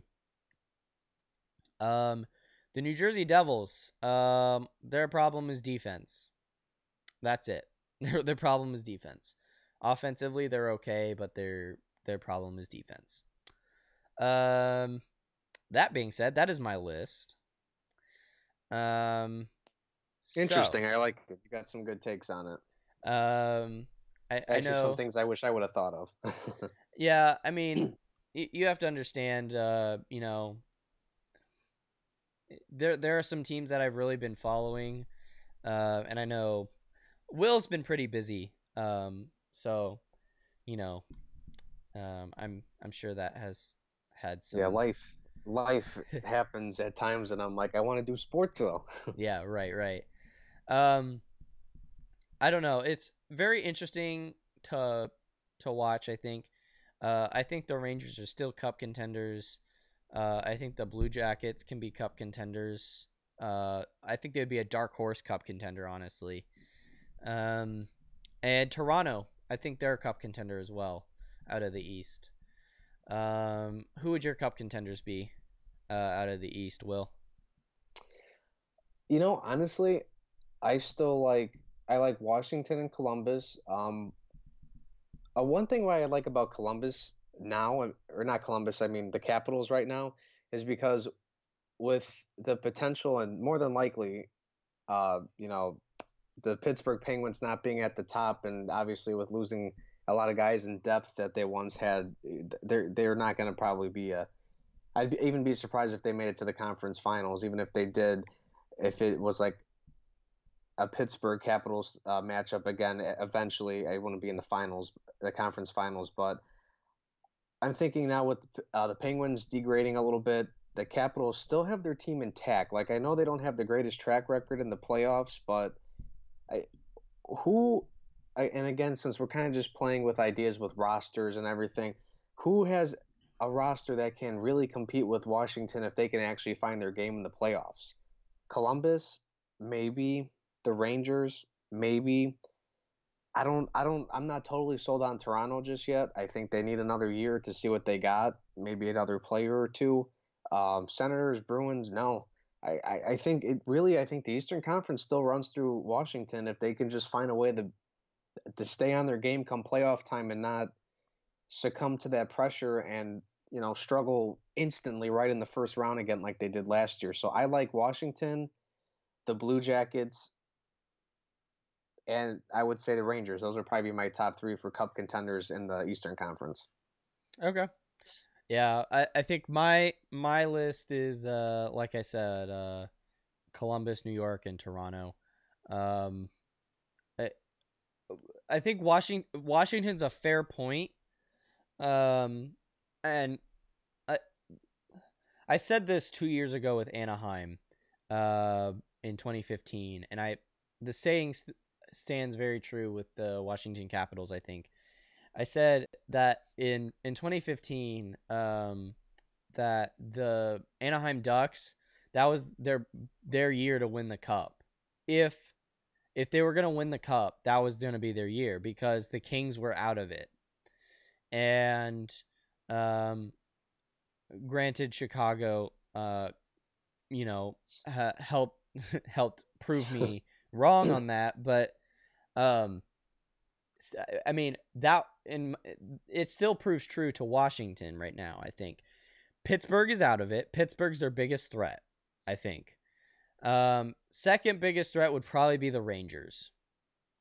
I think the Rangers can beat Washington. They've done it before. It's almost like there's this like little system within the Metropolitan Division where they all can beat each other.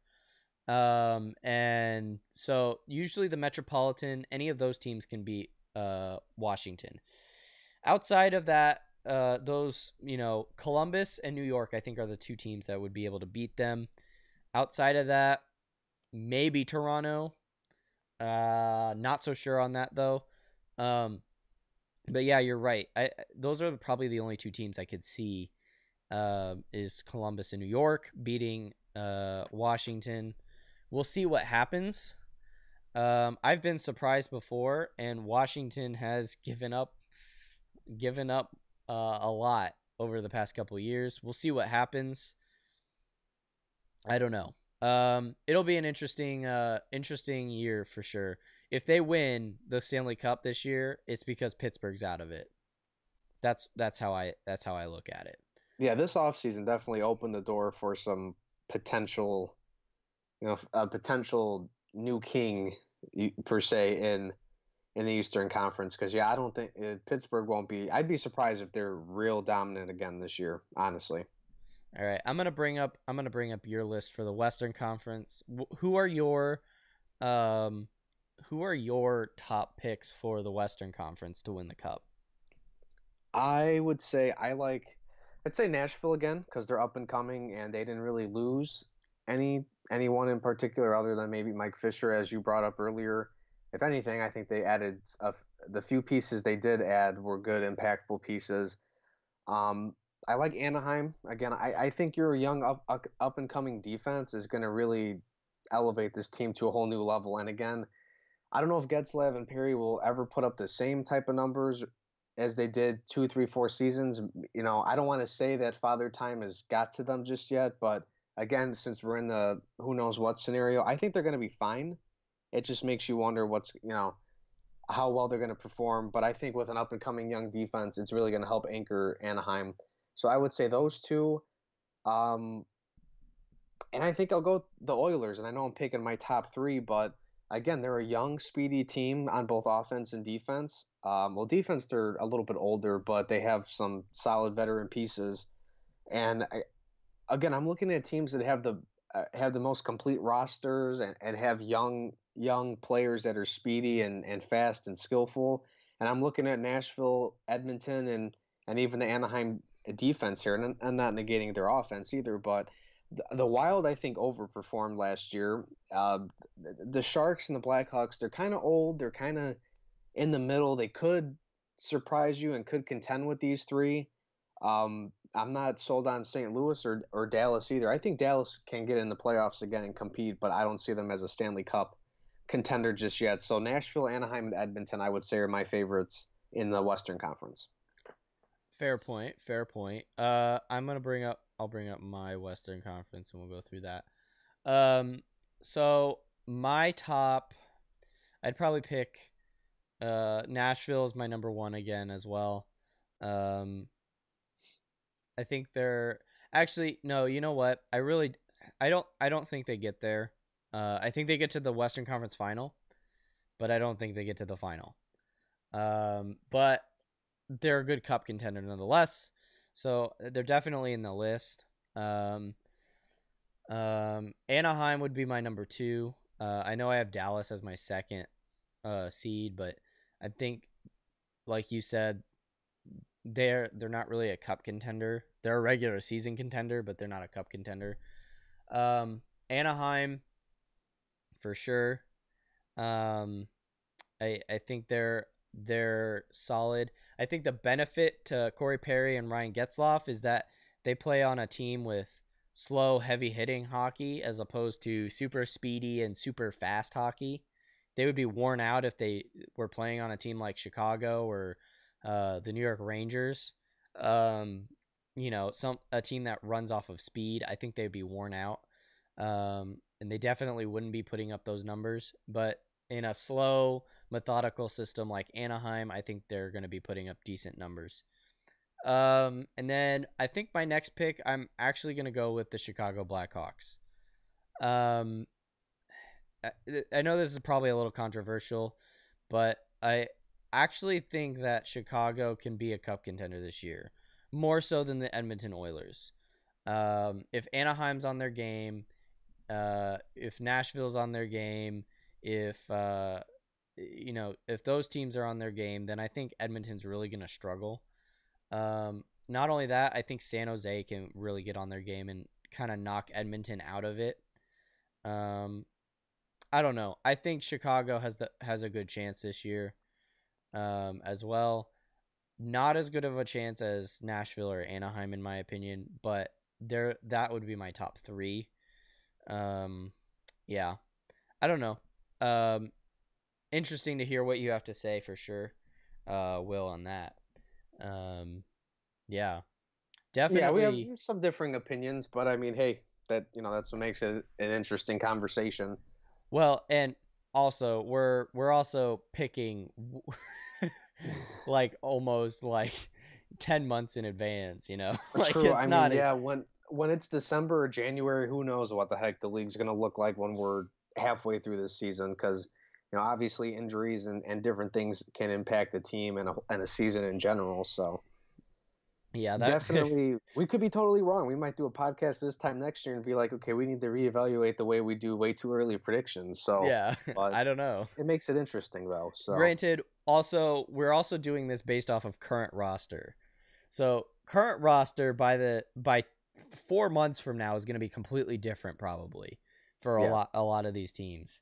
I know New York might have a different roster. I mean, for all I know, they might pick up Jaromir Jagr, right? That might change where I think they're going to end up. Anaheim might lose Corey Perry for some reason. It's stuff like that. We don't know. It's kind of like, not that Corey Perry's a free agent or anything, but I'm just saying, like, he might get traded or an off-season injury outside of injury training camp or anything like that. You never know. Yeah, we don't know. So, that's with current rosters. Keep in mind there are some decent free agents out there that we don't have implemented into these lineups because they're free agents. Yeah, there's a decent list out there. A nice list of 10 plus players. I think Jagr is find a home. I think Jagr is the most focused on for good reason. Radulov was also a big focus, but he got picked up by Dallas. So Jagr is, I think, the biggest focus. But there's a good list of free agents right now. There's a couple younger guys too. Like even if a team's just looking to bolster their depth, I mean, okay, Drew Stafford's 31, but he's kind of a reliable player. Nail, I don't know if I'm saying it, Nail Yakupov or whatever. Yeah. He's at 23 years old. His career hasn't taken off the right way, but another guy who's young that could maybe fit into someone's system. Maybe or maybe someone a that plays every Blackhawks couple of or nights. maybe a Blackhawks or even an Islanders system. Yeah, true. Yeah. True. So they're not all 40, 45 years old like Iginla and Jagr. There's a couple guys out there that could be hidden gems for other teams. Who knows? Yeah, for sure. That being said, I'm going to pull us into big picture mode since we don't have anything else on the board. Let's talk about Vegas, because I know I had mentioned we were going to talk about that here. Let's talk about Vegas. Okay. What is your stance on Vegas with what they've been doing, trades, et cetera, et cetera?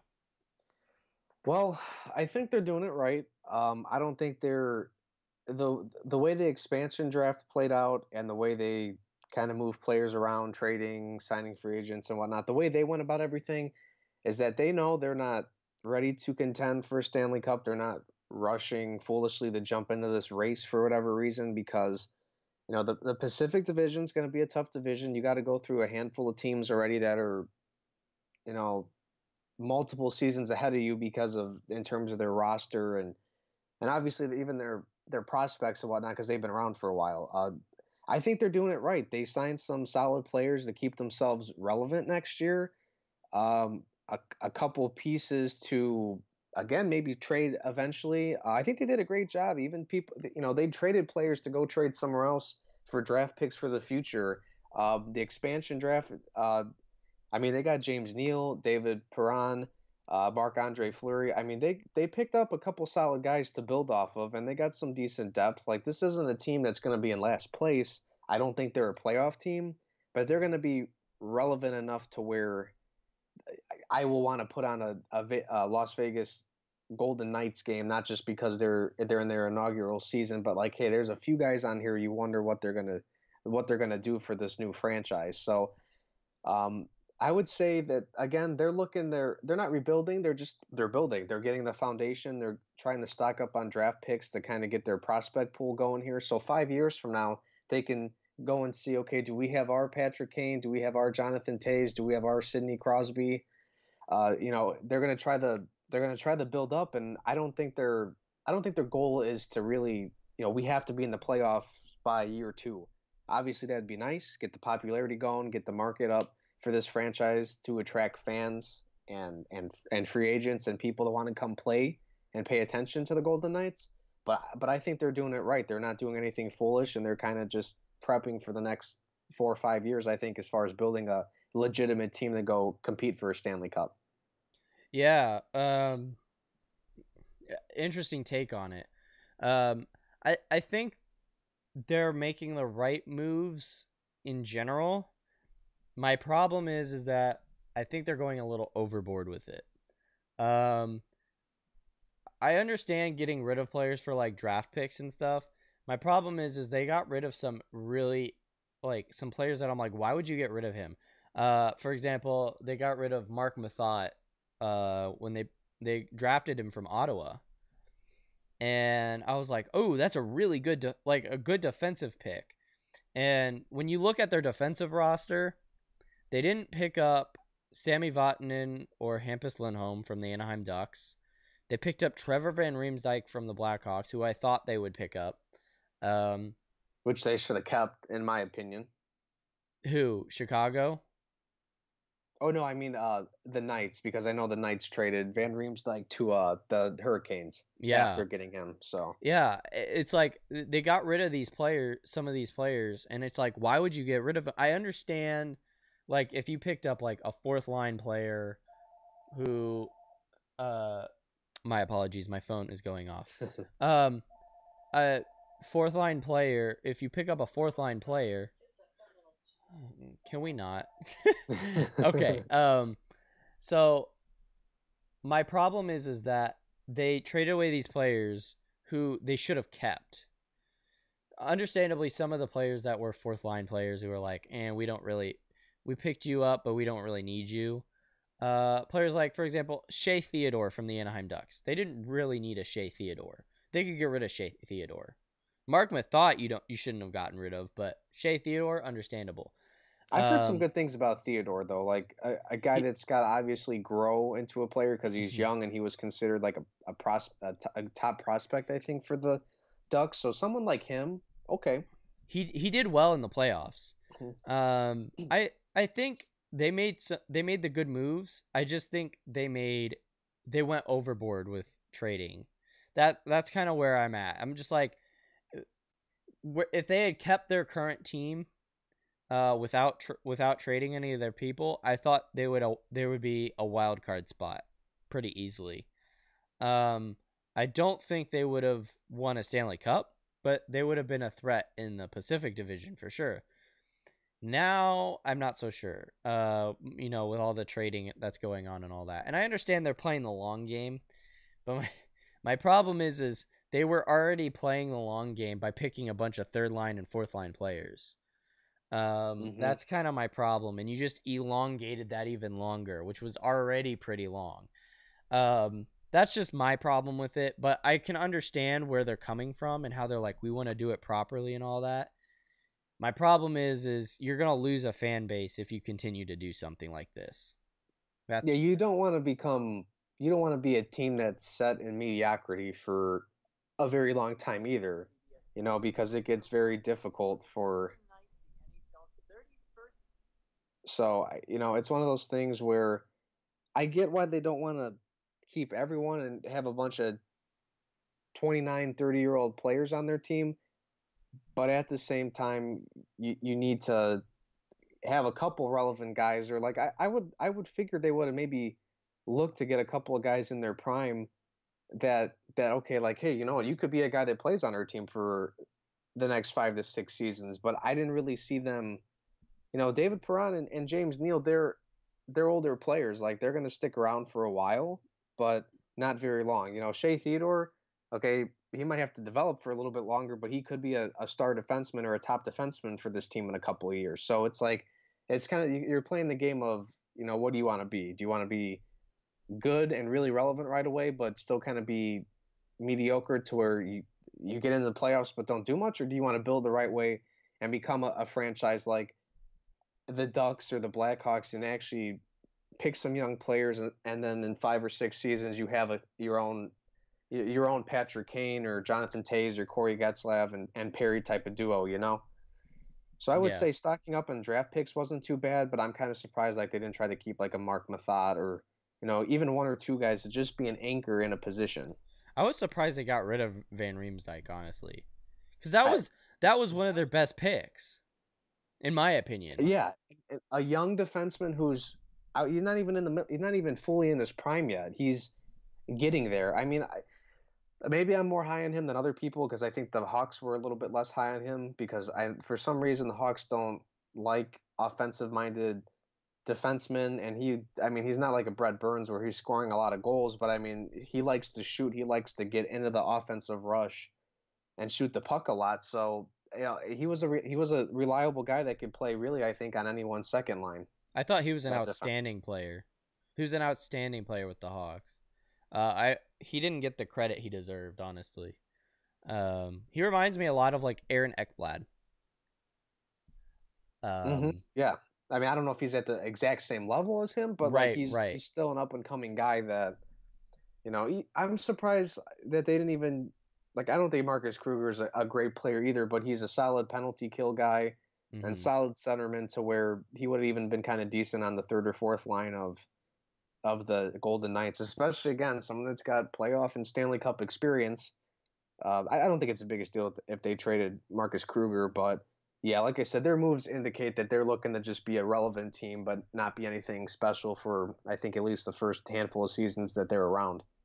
The other thing is, I'm not what they could have done, and I'm not sure why they didn't do this. If they were going to make all these trades anyway, I'm not sure why they didn't just pick up like the top line players, because they picked up basically a bunch of third line players. And what they could have done is picked up like the top of the line players, because there were a lot of really good players that were on everyone's list of all the unprotected players, and it was, Yeah, I thought they would have been amazing, oh yeah, to be I honest. was like, The holy players they could cow. have picked up, but then they went ahead and made some deals with some of these teams that they got their first or second round draft picks for a couple Hmm. of years to keep the players. So maybe that was a good thing. I don't know. But what they could have done is they could have gotten the top line players and then traded them away for draft picks and some minor players. That's what they could have done. So that's why I'm like kind of baffled on it. Um, right now they're really struggling with defensemen, I think, because they traded so many of them away.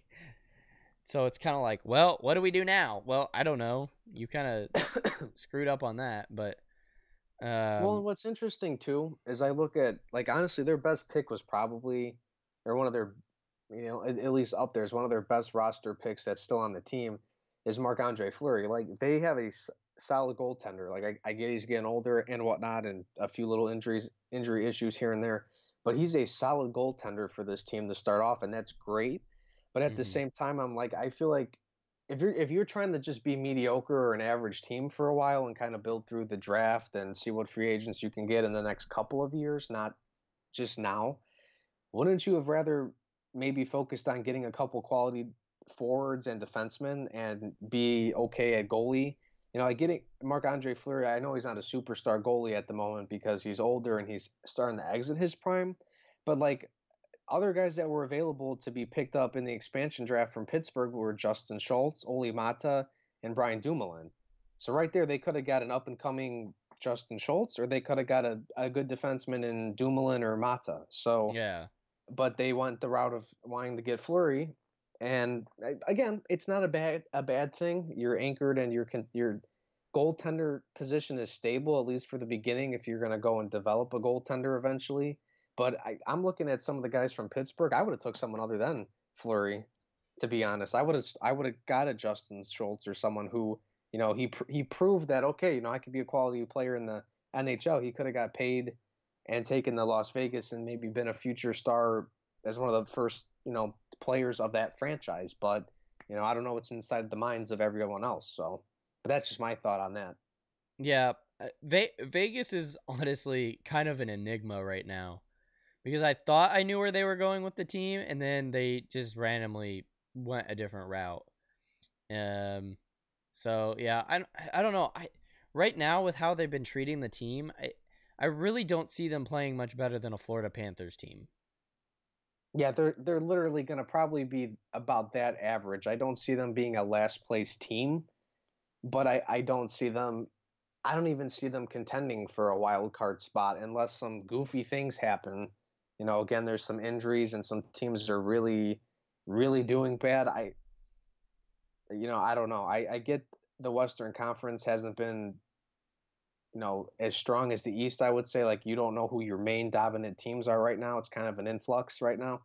But I mean, I'm sorry, that with that Pacific Division, the Ducks, the Sharks, the Oilers, I mean, they are for sure not getting past those three teams in the division, let alone the conference or whatever in general. So I mean, playing a lot of games against those teams, that their division's what's going to hurt them, probably keep them from even being a wild card team. But I'm not totally against what they're doing right now. I'm not really critical or disagreeing with the moves they're making. I think I think I get their plan, and I don't really blame them if they're gonna try to build a team and look more of 5 to 10 years. Well, not 10 years per se, but in the range of 5, 6, 7 years from now. Okay, we're gonna put a really good team on the ice and be the next Blackhawks or Oilers and Anaheim, blah blah blah. So I think they're looking more towards the future, and I agree with that, than forcibly put a team together that might not work still.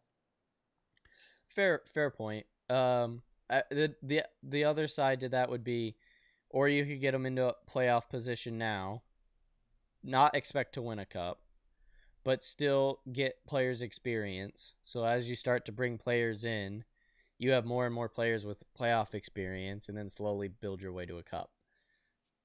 That's another way to do it too. There's multiple ways to do it, I think. The way they do it's probably just not how I would do it, but I'm not running the team, nor do I really want to run the team in the first place. I don't know. Plus, I don't really want to be a part of the Golden Knights organization. Yeah, who knows? It's the Golden Knights part. Yeah, that's to sit there and be like the Las Vegas Golden Knights. I feel like it just takes too long to go through that name. Well, I heard they were supposed to be they were trying to become the Black Knights, but then because the U.S. military has a division, and they were like, you can't do that. I was like, oh, so now we're golden. Yeah, I don't know. A little bit more shiny. Their gloves are hideous. So have you seen what their gloves look like? I just don't like the uniform scheme in general, but that's the colors they pick, so they gotta. It's kind of. I think the color scheme in general is tough to make a good jersey design, but we'll see. Kind of reminds me of the change eventually too. Kind of reminds me of the Penguins jersey before they switched back to the yellow. Yeah, what they're doing now is a lot better. Yeah, I'm not a big Vegas gold is like, ew. It doesn't appeal to me. No, it's not a visually appealing jersey, and if that jersey scheme stays the way it is for over 10 years, I'll be surprised. Their logo is not bad. I'll give them that. I can live with that. I can live with that. Their logo is not bad. I will give them that. I mean, I don't really know how much you could do with Golden Knights, like. Yeah, really. An animal is pretty simple and easy, or a certain kind of emblem, but I don't know. It's We're one more of those concerned on the logo and the colors of the team. Right. We care more about the team, not their jersey. Yeah, we're not winning a cup until we change the colors. Watch, I'll be working for them next year. It's really be like, oh, so you don't like us, huh? No, I I'm picking fun at Vegas, but It's exciting whatever. to see a new team though. Like it's kind of almost another refreshing thing in the NHL too. I agree. That well, again, maybe you get the fan base and market of the NHL even grow too with a new team. I kind of wish that Quebec or Seattle had also gotten a team. Canada deserves another team. Yeah, they really Canada do. definitely deserves another team. Right. And also, by the way, I also think Gary Bettman screwed that up too. Yeah, That's Gary Bettman. Oh boy, yeah, this guy. well, because he put it's an $1 million admission just for the application. So you had to pay $1 million just to apply. Which And is I kind of know BS that, because that's a waste of $1 million if you don't get picked. Like I don't know. I feel like you got to prove obviously that your investors and everyone has the money, obviously, to fund the stadium and everything that comes with it, a oh yeah. team and whatnot. But yeah, I Well, don't know.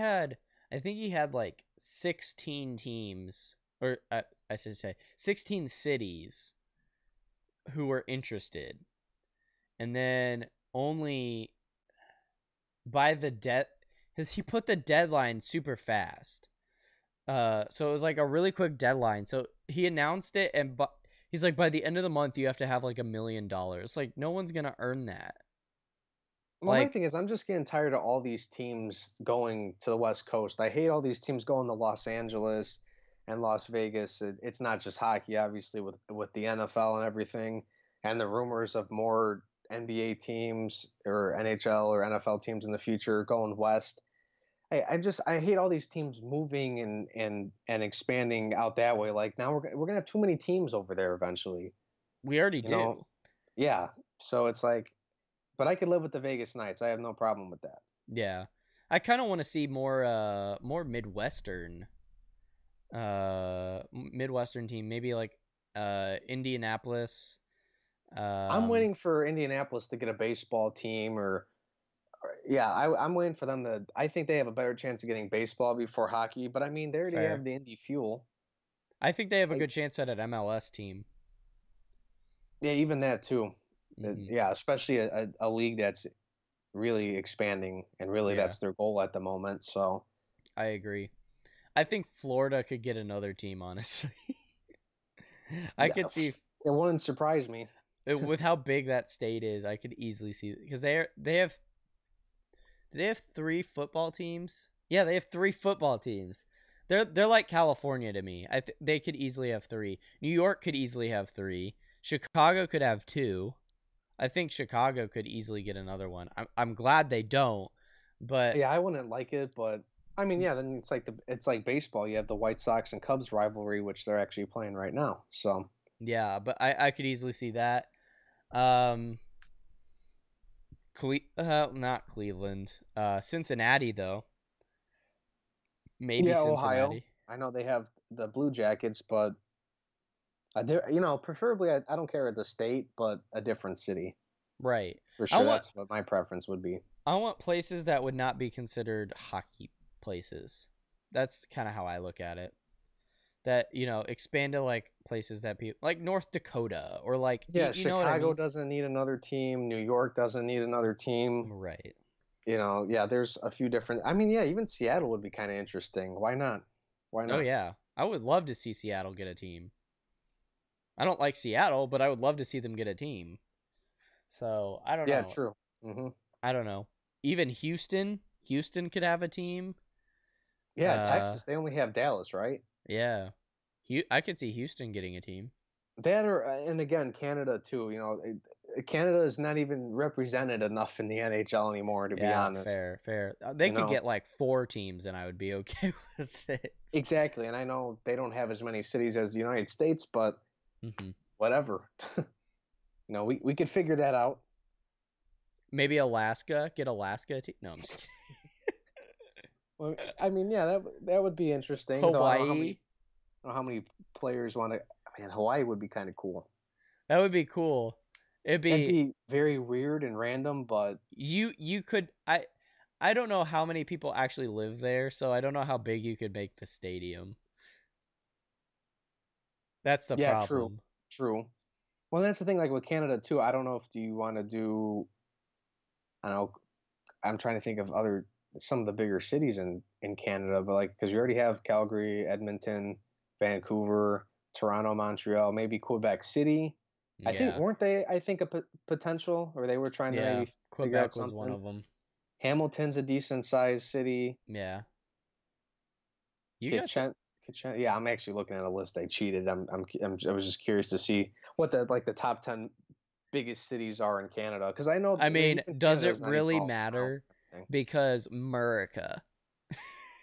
True, I'm but just kidding. I'm I just mean, kidding. you got to really convince Bettman and everyone else Right. to really get another Canadian team. But Well, I'm surprised he picked Vegas over Quebec. That's my thing. we all know there's a lot of money when it comes to Vegas, and that's why they're trying to Fair. open up their sports market now. And obviously, if the NFL's going, the NHL, they're going to tap into a nice vast area of wealth before the MLB and NBA and everyone else gets there. Because I would bet that probably 10 to 20 years from now we're going to see Vegas have literally a team in um every like league, a professional league in the United States. I got a Fair. funny feeling that's going to happen. Not that I'm against it, but I I want to see originally like was three against teams it. from each league. Yeah, it's fair. I was originally against it, but I don't care if it means expanding to cities that you wouldn't normally have. Vegas definitely fits that bill. My thing is, Bettman. I I don't want Bettman to do this. I don't want Bettman to say, "All right, we expanded and we're done." I don't want that. Because to me, what this should mean is we want more and more teams to come to the NHL, which is fair. I mean, you have a lot of players who want to be in the NHL, and I think you have a lot of good players in the NHL and AHL systems right now. And if you start to expand it more and more, and now granted you don't want it too big, but if you expand it more and more, you get more ability to bring those players into the NHL system. So Exactly, yeah. that's where I think it should go. Um, it should. I could easily see the NHL being like a 40 team system. I don't think It that's. could. I don't know if I'd go more than that per I se, I but I wouldn't. even consider, yeah. Yeah, But I because wouldn't. yeah, it's one of those sports where yeah, I mean, how many really good prospects are stuck in the AHL for a couple of teams because when your team's stacked and making, Stanley Cup runs, you're obviously not going to need the prospects. Yeah, So, and right, prospects that are 28 years old coming up, yeah, they're in their prime obviously, but that's less years off of their professional career. right. And so but yeah, I mean, I haven't really heard if the NHL's thinking about more expansion after Vegas, but obviously they probably want to wait a few years and see how Vegas pans out. But I haven't really heard anything either.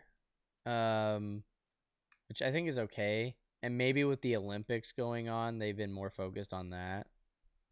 true, probably Um, once February of 2018 is over with, maybe the league can move on and fix some other things because it seems like is while Bettman's keeping the door shut, it's just that's what everyone keeps talking about and focuses on. So yeah. right.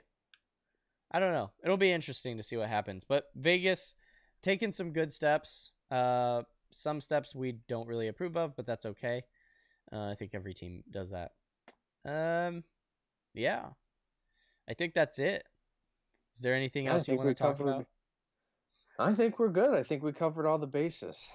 We talked for roughly 3.5 hours. Hey, I think I mean you haven't been on a podcast in a while, Oh, and and I know it's we talked about doing this all summer and trying to mhm. connect schedules the right way. So definitely this makes up for all the long lost time. So Yeah. I hope you guys enjoyed listening for sure. Definitely enjoyed doing this. Um, yes, thank you for having me on as a guest. It was a lot of fun. I appreciate it. yeah, hopefully we could have you on more regularly. I would love to do this more outside of CSL, the Cardinal Sports Live podcast that we run. hmm I would love to do this more, give us more time to kind of talk, be more opinionated, kind of hit the ideas that, maybe we don't get to talk on that show. But Yeah. I hope you guys enjoyed listening and watching. Um, yeah.